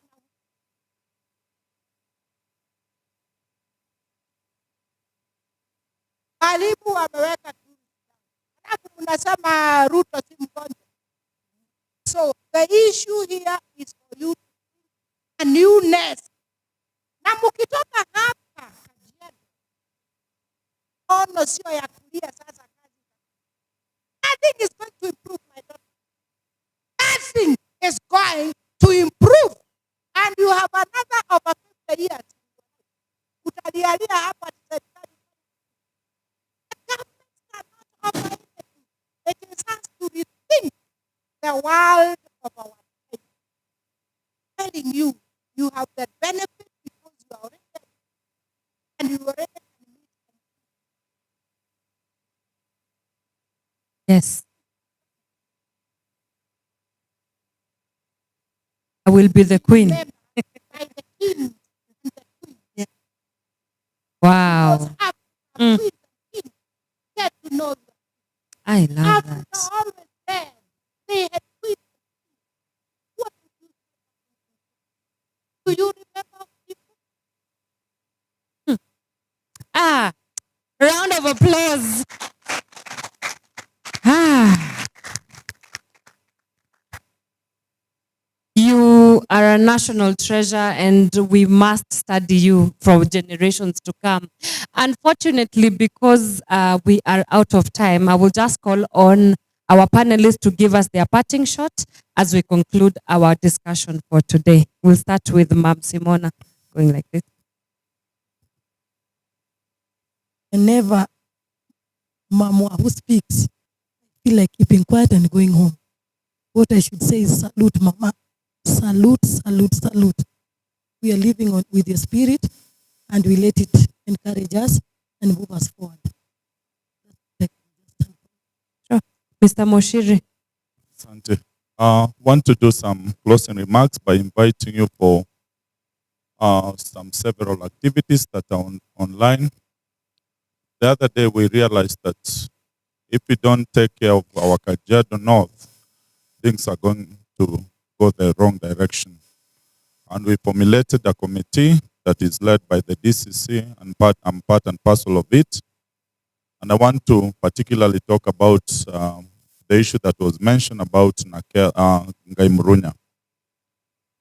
For those who are around, there is a group that has formulated, led by different people that are known to us, that if you don't, for example, as we get to our electioneering period, if you are not aligned to them, you cannot do any meeting in that particular place. And that is one of the volatile areas in terms of our security breach, and we need to work on it. So we have come up with some activities and which we are working towards making sure that they happen. Consequently, some of them are not on that particular day. I will start on the 24th. We'll be having a major medical camp in Gong. But part of the medical camp that you are going to undertake, in it we have put across some few minutes where we are going to talk about peace. So as much as we are doing a medical camp, we'll ensure that we do some peace talk and as we continue. Come the 25th, we have an activity that is planned by the PS of Irrigation, Efantas Kimodo. We'll be having a run at Ololua Forests, whereby we are running towards making sure that we fence Ololua Forests.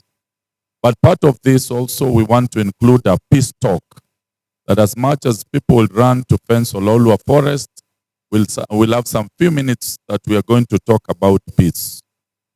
And then this period that the IBC have come up, this Tukokadi period, it is going to end on the 28th. That is the last day for people to take their votes. So what we have done on Monday, and I will pray that we'll have some people from this team, on Monday, the 27th, we'll have a caravan that will go around Kajiado North, talking about peace and telling people to take their votes. Come the 28th, we'll have a major rally on the 28th, whereby we want to bring all those groups together and speak about peace. So it is my prayer that we'll have some people that will represent the HRD in these activities so that we can make it big and more so tell people what Mama Wau has talked about. It is not about taking votes, but also is our responsibility to initiate and ensure that there is peace. More so, we are very, very much available, myself and my team. I'm along with the village administrators. We have Lewiski from Ungata Rungai, and we have Charity Lasoi all the way from Gong. We are always there to help you. Let us talk together. But as we come together, we have a lot of power to change this. And I think that is a moment of reckoning that we need to harness this time. The third level is power too. As much as things might look grim, we have power to change things. And we are the generation who has said, this is the moment. Today is the day. So we can change that. And then very lastly is power over human rights violations, power over malicious targeting, power over goonism, power over all those bad things that are happening in our community, starting from here in Kajiado. We have power to change that. And we just need to have a conviction and to be able to wake up and stand up to redefine and claim back our country. Thank you.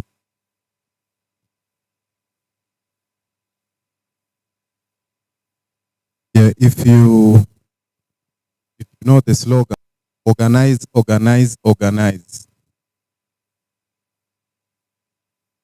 Okay. Asante sana. Mmesikia? Organize, organize, organize. Organize in Olepolos, organize in Ngong, organize in Ngaimurunya. Organize in the church, organize in the prison, organize in the hotels.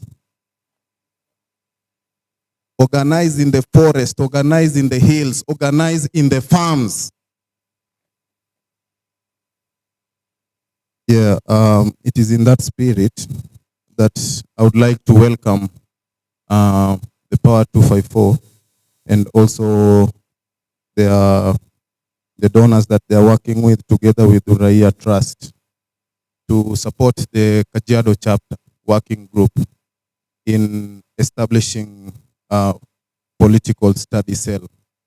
In the social justice movement, national movement, we have established something that is called the Thomas Sankara School of Political Education.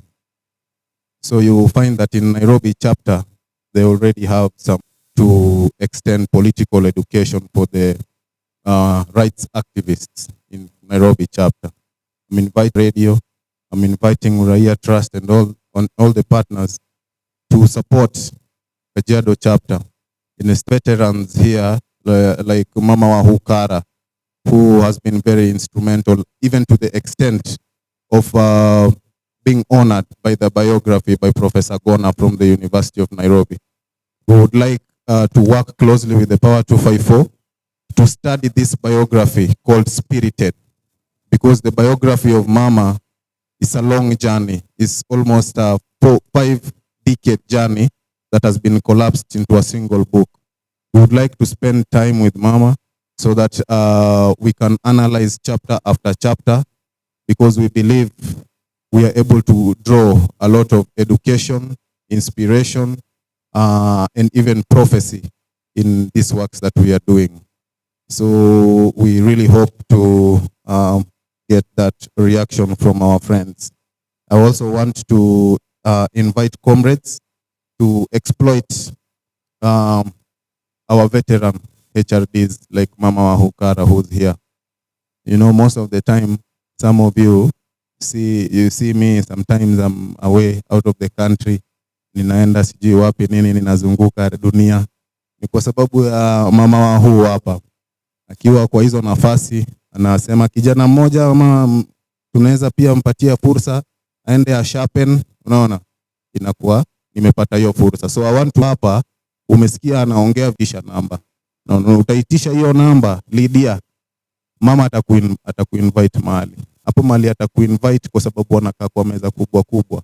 Utapata pia we chance ya kugrow knowledge yako kwa hii kazi na pia opportunity ya kujiexpose huko nje. So let us exploit our veteran HRDs, and then let us also leverage on the office bearers who are welcoming, like Munyiri hapa. Ako open, ofisi yake iko open, namba yake iko open, na mumesikia sisi ukimpigia na malalamishi ama na advice, ako always there support. Hapa fanya hivi, hapa.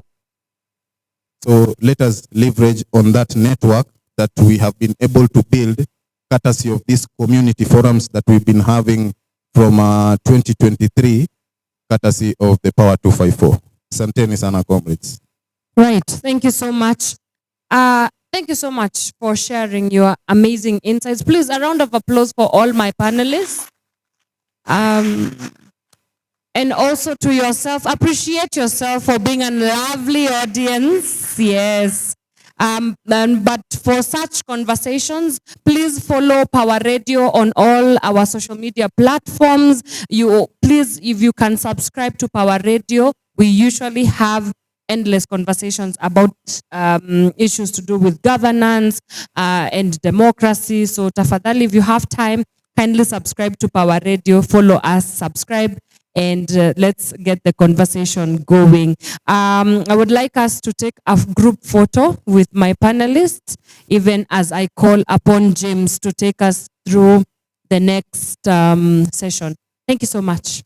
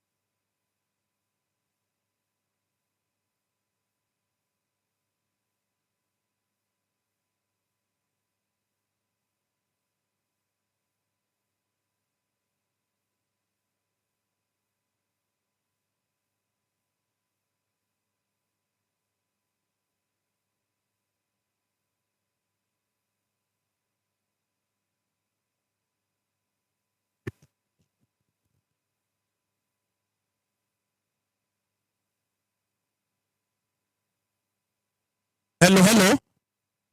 Hello, hello. If you can hear me, clap twice. Maswali. Imekuwa viti? Imekuwa viti, si ndio? Thank you so much. Wale wamekuwa kwa panel. Thank you Munyiri. Thank you ma'am.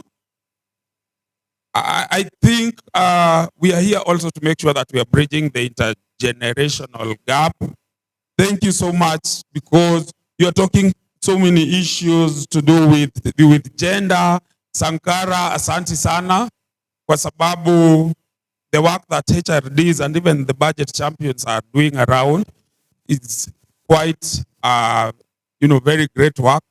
Kamande, asante sana, and pass our regards to Uraia leadership, because it's Uraia and the consortium partner Norwegian ambao wamefanya tukue in this particular session, and more so for the last 3 years ambao tumekuwa. Pass our regards to the leadership of Uraia na pia Bazu mwenyewe. Sawa.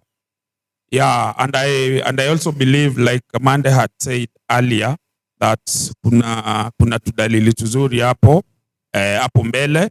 Sankara, we said that I think Uraia also have some support on HRDs, sindio Kamande? And I think that's an area also we are trying to pursue.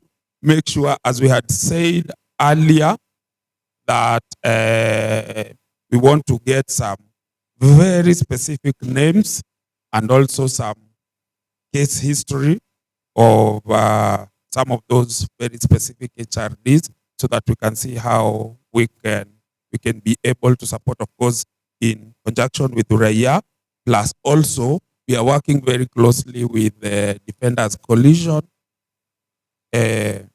for any case ambayo HRDs wanapata, but not only HRDs, but kuna whistleblowers, na even the budget champions ambao wako huko chini. Tafadhali, ukiwa na issues, don't suffer alone, man. Yeah? Don't suffer alone. Yeah?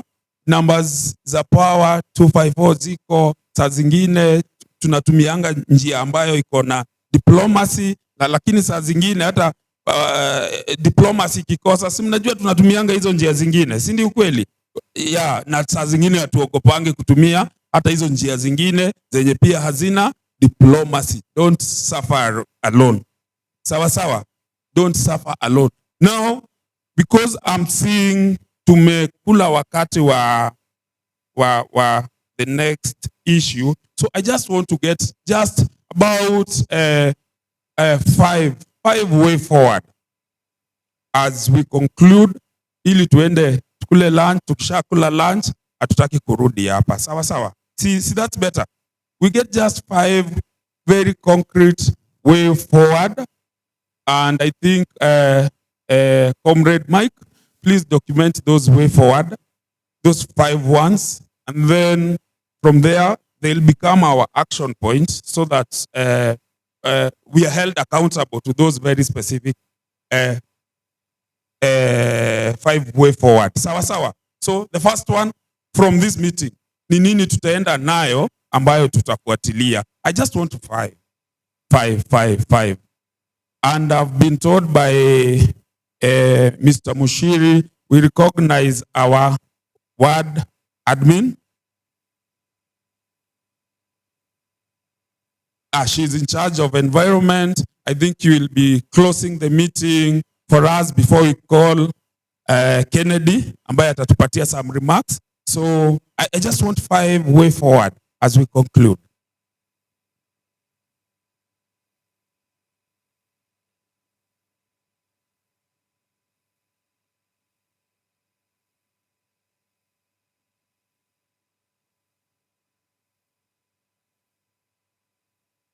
Thank you. I am President Kendra from the Rotary Club of Ongata Rongai. I have a question, especially I am in the ecological field, and I have a question about Ololoa. It is an amazing project that has been pushed for a long time. I remember Kina Sophia really pushing the project back in 2017, I believe. And right now we are seeing it happen. But now the problem is the people who have been pushing for this particular project to happen are not at the forefront. There are different people who have come up. The government is on the forefront doing this. There is a lot of transparency issues that I and other people have raised, and we do not understand a lot that is happening. We do not know the implementation scope of it. We do not have the sustainability scope of this particular fencing. And I feel that it is something that should be worrying, because we can have a fence, we can have a major project, but when we talk about sustainability, when we talk about implementation, we're not put in it. We have been here. We want to see the project work. We want to see the project, other organizations come in to the project and push for a better Ololoa, because Ololoa is for all of us, right? It's not for specific people.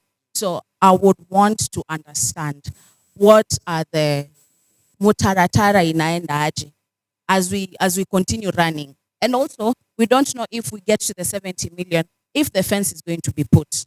You know, you never know, because it is not government official, it is not government agencies that are at the forefront. It's a private organization and maybe other private organizations. So I just want to understand. Thank you so much. And I think, please do.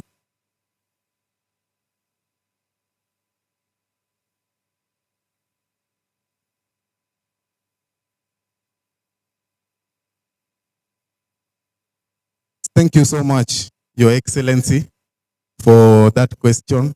And I just wanted to give a reaction before maybe Mr. Munyiri says something. And I think it's on record. I wrote to the convener for Kajiado chapter, and also I think I wrote to Michael. And I shared with them that there is need for grassroots community organizers to come together so that we can also be part of this conversation on the fencing of Ololua Forest. So as a center, Ngong Social Justice Center, we've also been very a key stakeholder in the restoration of the Ololua ecosystem. And we wrote to the Green Connect in regard to this, because similarly like she's raising, we felt like there was a lot of exclusion of, you know, the voices that have been there over the years. So even yesterday we had a sitting with the Green Connect, who are spearheading this initiative, and we already formulated a technical working group. So before Mr. Munyiri sheds more light, I would just like to invite comrades to get in touch so that you're part and parcel of that technical working group. We already have meetings. We've had some couple of meetings to try and shed light and understand the direction of this initiative, and also where the money is coming from, you know, the interest of Green Connect in this project. So conversation and dialogue, like it has always been our culture, even in our requests to Power 254, we always believe that community dialogue is always a game changer in the concerns that we have in the community. So all the centers that are represented here, Ngai Murunya and the others, let us get in touch so that we get into these working groups. They are the right meetings to inject and press something. Perfecto. There is a working group for that, huh? Yes. Very true.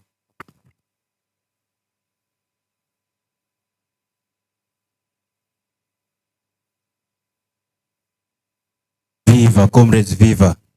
I thank you, Comrade Kendra, for highlighting that. Another question to both Sankara and Mr. Munyiri. You know, us, including you who have been working around restoration of Ololua Forest, there were some issues that you were raising, pertinent issues, and some of these issues, us from the social justice, from ecological justice perspective, we felt that they were state kind of involved, like the nuclear power. Am I right, comrades? And some other organizations that have spaces within the forest. How sure are we with this fencing, with this initiative that the state is also part of it? How sure are we that the state is going to be to address our concerns, and also we are going to overcome the fears? You know, I relate it with some other forest, some other urban forest, that there have always been indications from the state in terms of conservation, but later we find there's allocation for grabbing and everything else. Like Karura right now, I think it's under threat, and also the Ngong Road Forest. Yeah, so those are my concerns. Thank you so much. Able to answer your question. Number one, I'm part and parcel of the planning committee.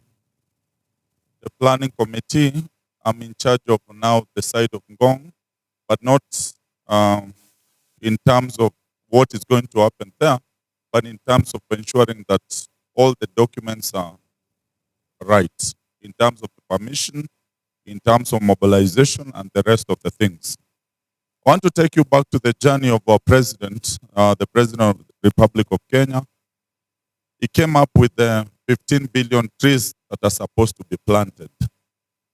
And what happened, all the CS and all the PS, they were told to go back to where they're coming from and go and do that initiative of planting trees.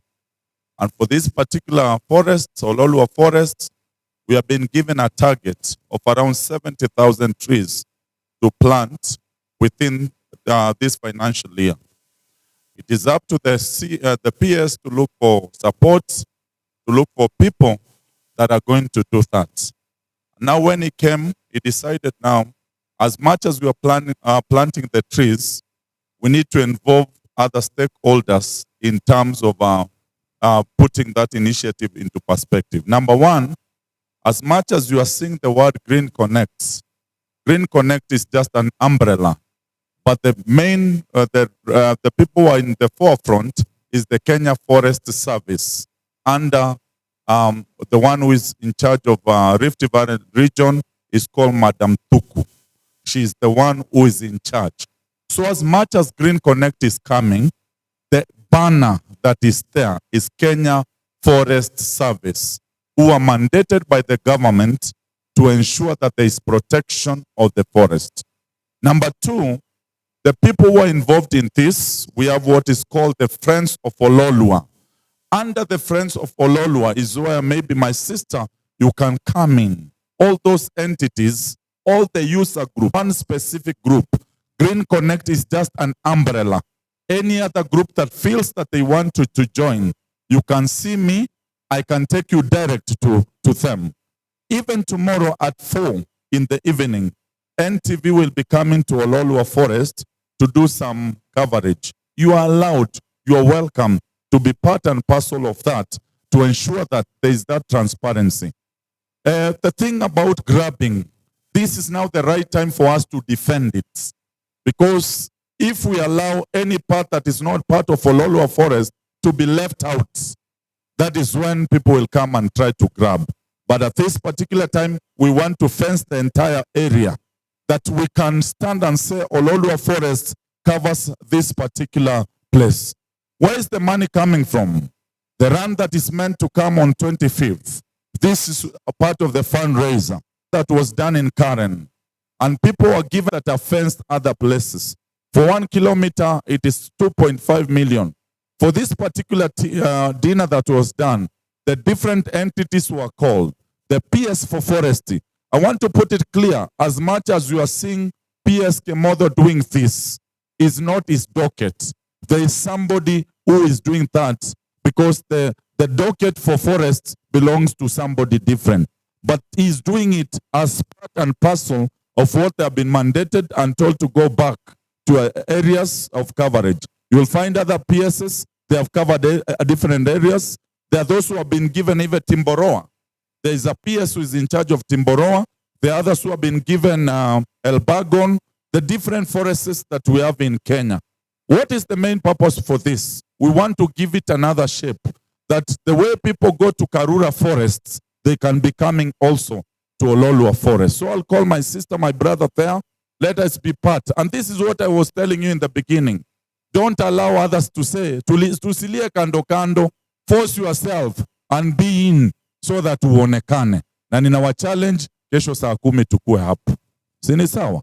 Tutaanzia hapo. Na kama kuna mahali, and I remember there is a day during the Mazingira Day, I'd mentioned that to Kina Gideon. There is a meeting that took place Pale Club 109. Gideon and the rest of the people, some of the teams that are in charge of different groups that do forest tree planting or even tree protection, protection of the forests, they came there in that particular meeting and they were embraced. So if there is anything that you need to get more information, we'll be willing to do that. Thank you so much. Perfect, Mr. Munyiri, and I know your questions are answered.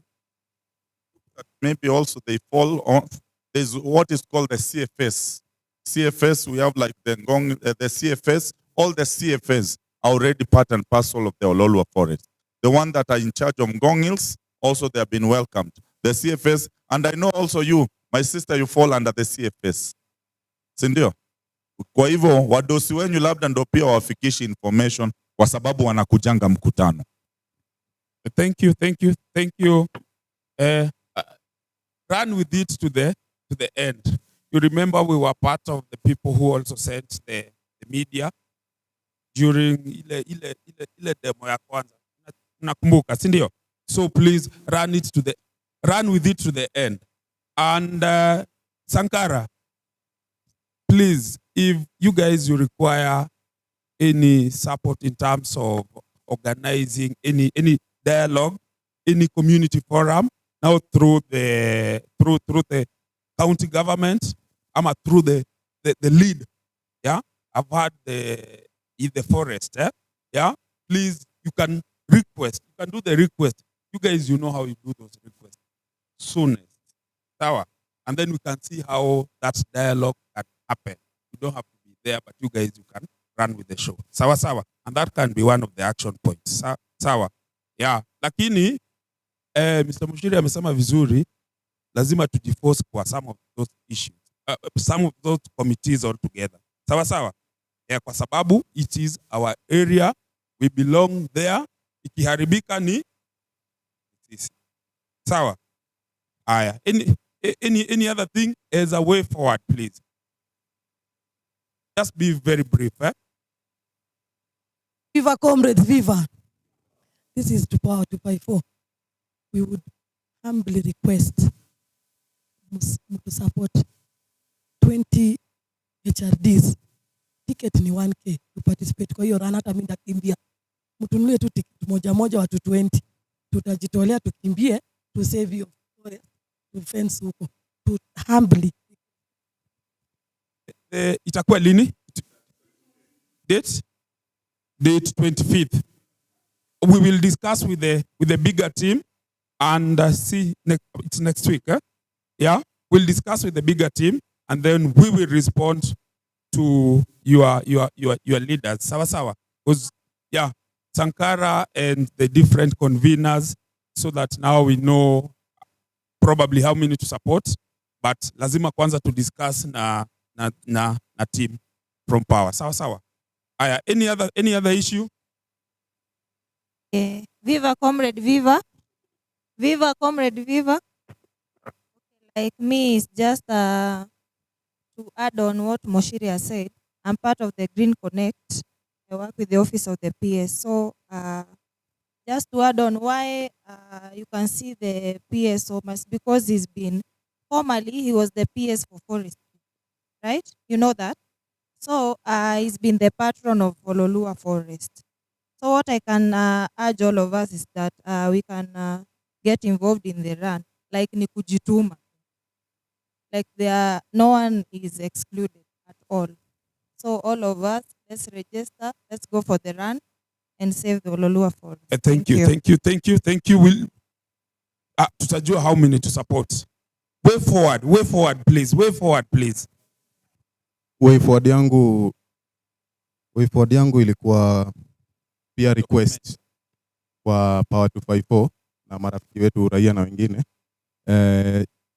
Kajiado chapter social justice. Kajiado social justice chapter working group is a toddler. So there is need of a lot of support for capacity building, especially for women human rights defenders. Because in Kajiado, primarily, many of the issues that we are facing are on FGM, GBV, and such. So we are really requesting for the support to be able to bring at least comrades together, even our women, so that they can receive capacity building to improve their capacity on handling these issues. And also to add on the request from Simona, she's requested for support sponsorship for 20 comrades to participate in that run. It is important for our presence to be there because most of the time it is assumed that comrades ni watu wa kupinga tu vitu. So tunataka pia tuingie hapo, na pia kuingia hapo ndio pia tunaweza jua rada vile inatembea. So mimi nilikuwa nataka tu kuongeza uzito hapo nikisema kama pia hiyo request inaweza go through na pia hata tupate matisho fulani, unaona, yenye pia inaweza tu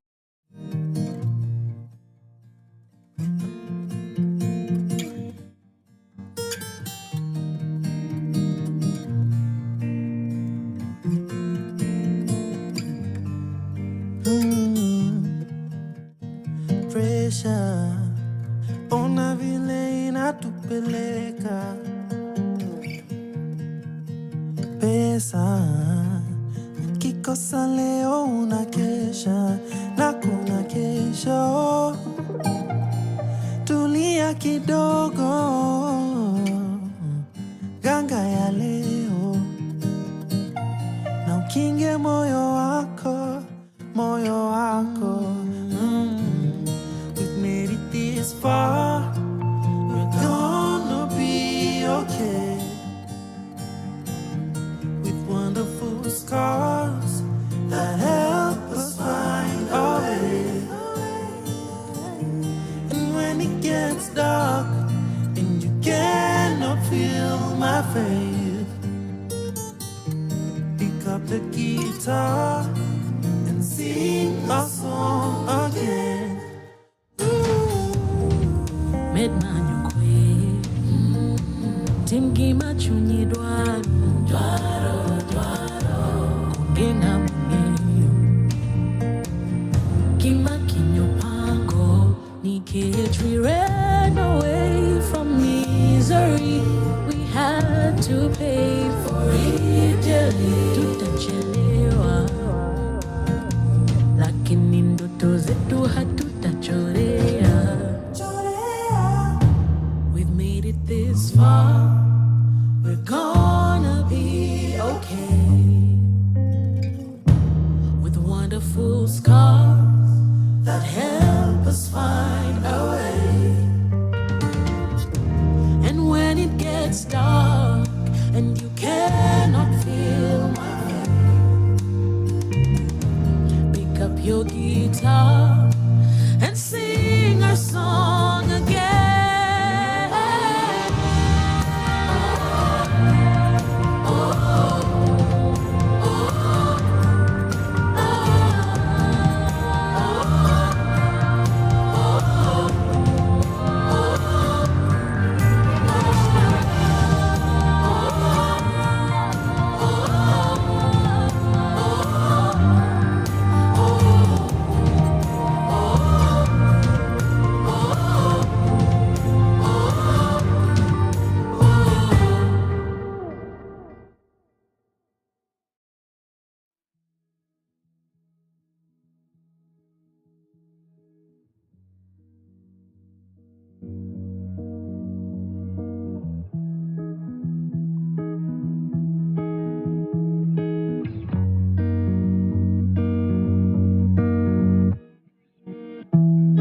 Every bedtime is just the same.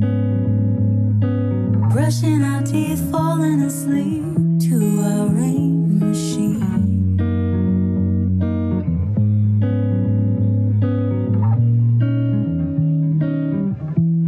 It's called silly bedtime, our childish games. Amber light fades, drifting away, but I can't follow to where you're going now. 'Cause I just love to watch you fall asleep in my arms. I just want to follow you into your dreams while you're in my arms.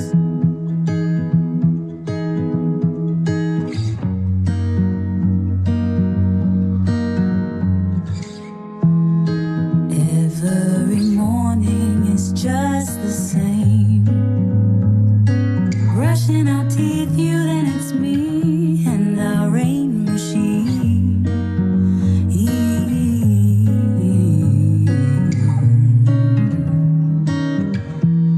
Last night I adventured to places unknown. Where did you go? Was it with me? I'm so clingy and kind of curious.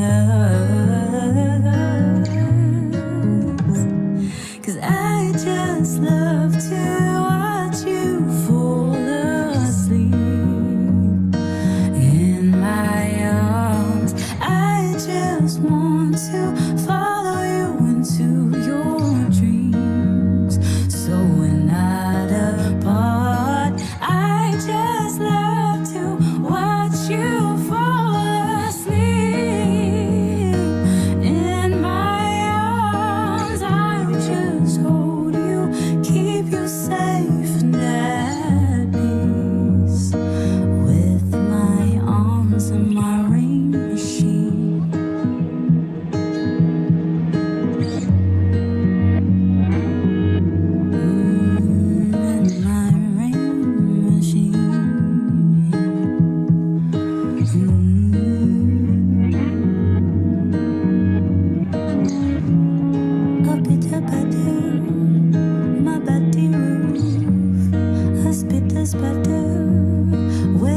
a bit better.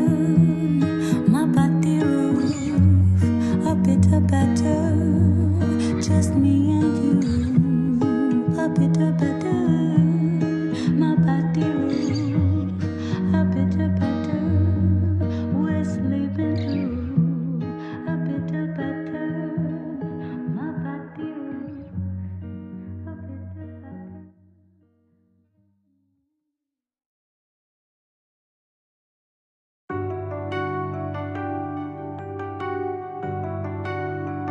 Baby, I'm not so bad. Nimeonja kitu leo, nimekuwa nikingoja.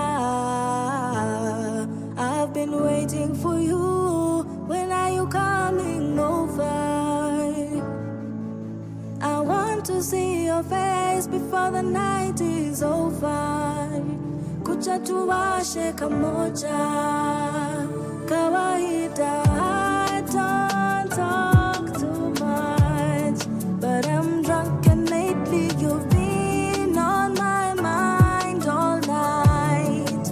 Baby, I can't wait for when I'll make you mine. Chukungoja nimengoja, nataka tuwe pamoja. Na kila kitu nekuambia, I mean every word I'll say juu nekunyobia. And I can hardly see what I'm typing. I might regret this in the morning, but I know my and all the things you do.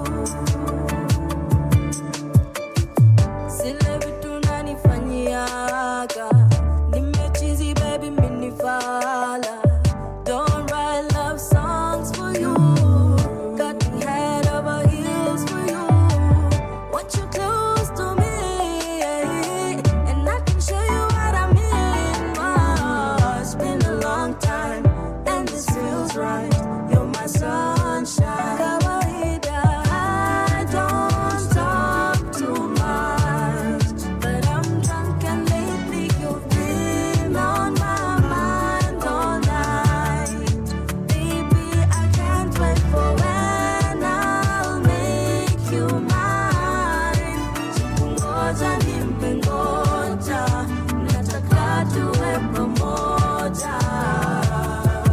Na kila kitu nekuambia, I mean every word I'll say juu nekuambia. And I can hardly see what I'm typing. I might regret this in the morning, but I know I know the things you do. I have had one too many, might regret this in the morning. I have had one too many, so I'ma let my guard down. Yeah, I have had one too many, might regret this in the morning. I have had one too many, so I'ma let my guard down. Na kila kitu nekuambia, I mean every word I'll say juu nekuambia. And I can hardly see what I'm typing. I might regret this in the morning, but I know my and all the things you do. Only thing I'm high on, baby, is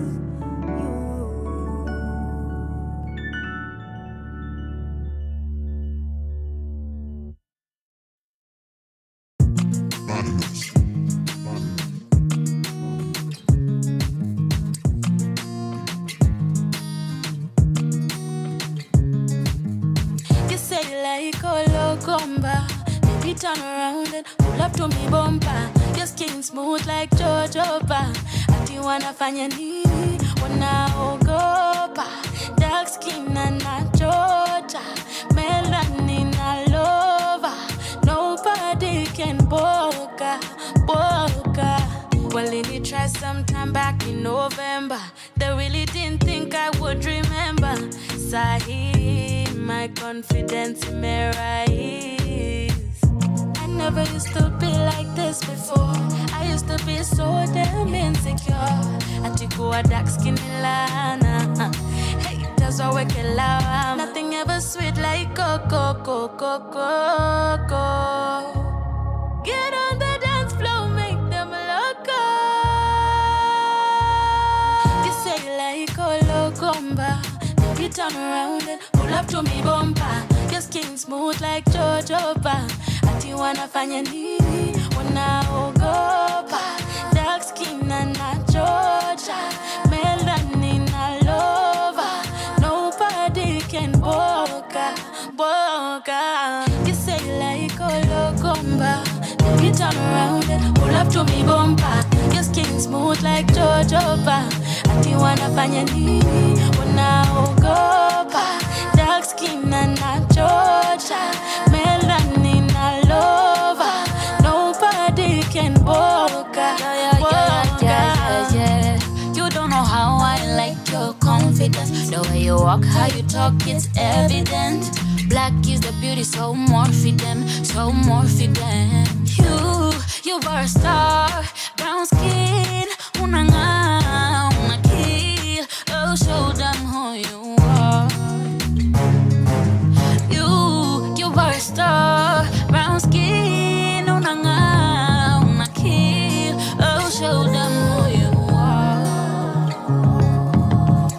You like a loco, loco, like a loco, loco, loco, mba.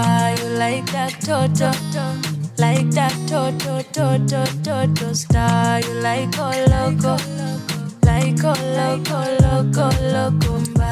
You like that toto, like that toto, toto, toto star. You like a loco, like a loco, loco, loco, mba. You like that toto, like that toto, toto, toto star. You like a loco, like a loco, loco, loco, mba. You like that toto, like that toto, toto star.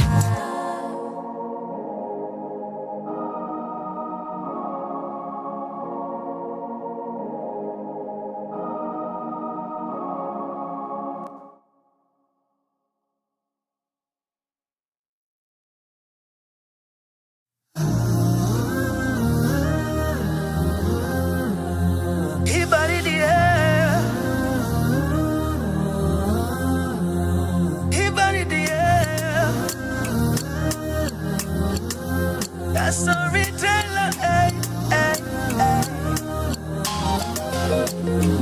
Hii baridi ni mbaya, hii baridi imetetemeka ya kutosha, kuja unikumbatie. Nimejaribu kahawa, nikajaribu gauge. Najua ukikuja utafanya disappear. Shida zangu si za dokta, shida zangu si za vodka. Sema leo utatoka na mimi nitakungoja. Shida zangu si za dokta, shida zangu si za vodka. Sema leo utatoka na mimi nitakungoja. Sema nijipange, sema nijipange. Ningependa kukuona leo, tujipambe, pambe. Sema nijipange, sema nijipange. Ningependa kukuona leo, tujipambe. Oh Lord, oh Lord.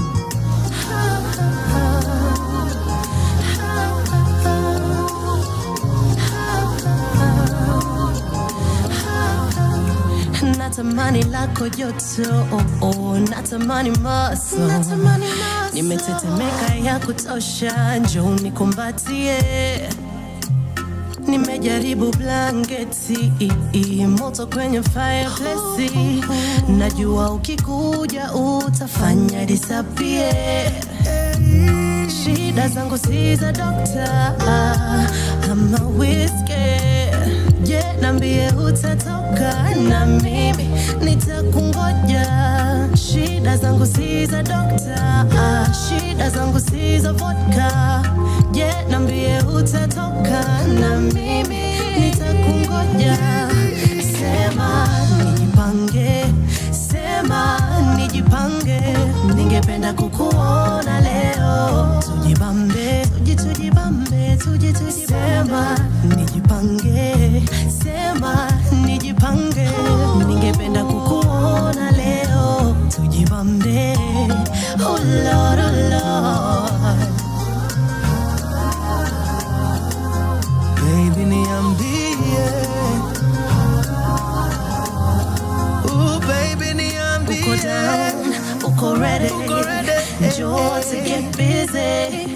Uko down, uko ready, njoo to get busy. Uko down, uko ready, njoo to get busy. Uko down, uko ready, njoo to get busy.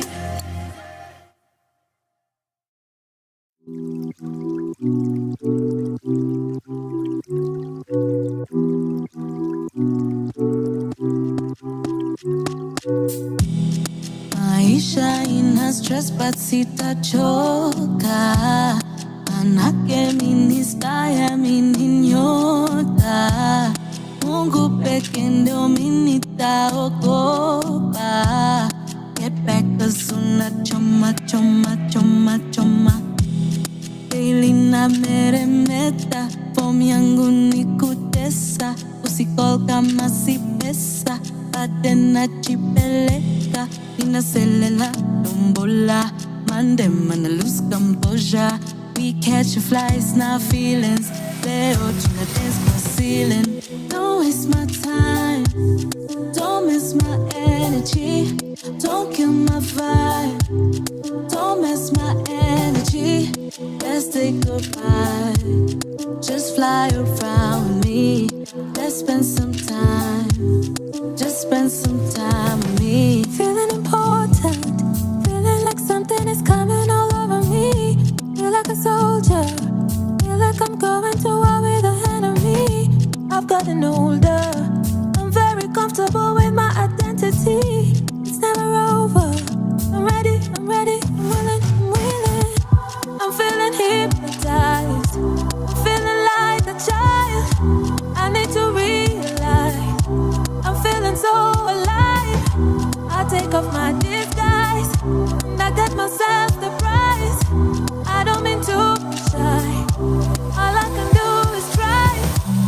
Don't waste my time, don't miss my energy. Don't kill my vibe, don't mess my energy. Let's say goodbye, just fly around me. Let's spend some time, just spend some time with me.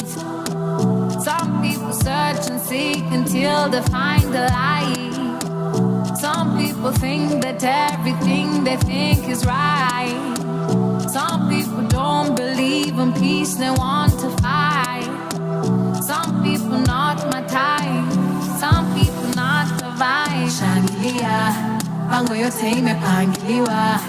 Shida yetu yote tatuliwa. Maisha yetu imebarikiwa. Shangilia, pango yote imepangiliwa. Shida yetu yote tatuliwa. Maisha yetu imebarikiwa.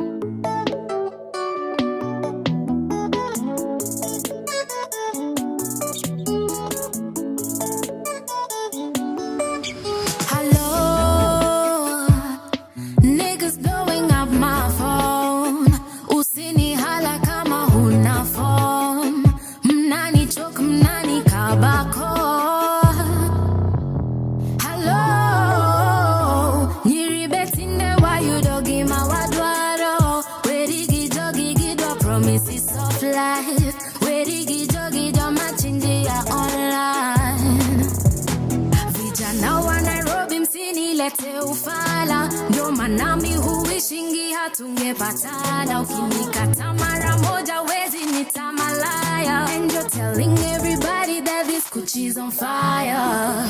Only fans, when nimefika nafungua only fans. Kauna nipenda tu mafea in advance. When nimefika no romance with no finance. Only fans, yeah, yeah, only fans. When nimefika nafungua only fans. Kauna nipenda tu mafea in advance. When nimefika no romance with no finance. Only fans, yeah, yeah.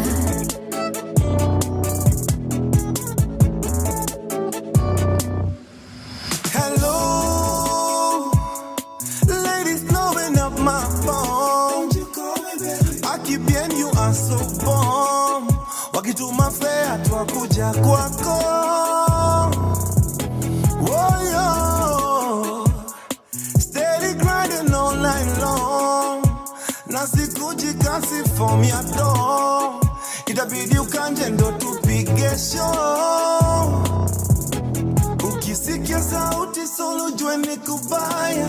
Hii muziki ya Kenya twaipeleka Ulaya. Na temperature inapanda warazi wanakwaya. Tutashinda magrami before tumeretire. Mise only fans, walimefika natambua only fans. Kanika kitu mutumia only fans.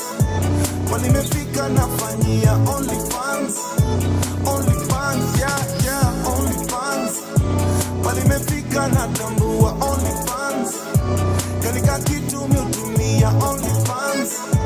Walimefika mutambua only fans. Only fans, yeah, yeah.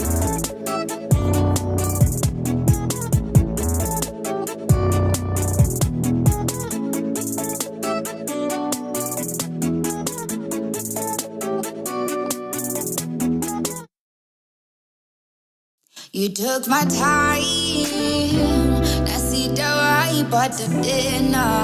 No, you had my life, sungeniambia mapema.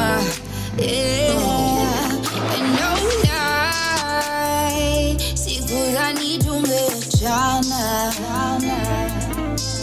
'Cause in a way, you were everything I lacked. Sasa nawaza kila siku, mbona hukuwa mwaminifu? I scratch your back and try to be true, but it just feels like a game to you. Wafanya penzi liwe mchezo, vile wanicheza. Missy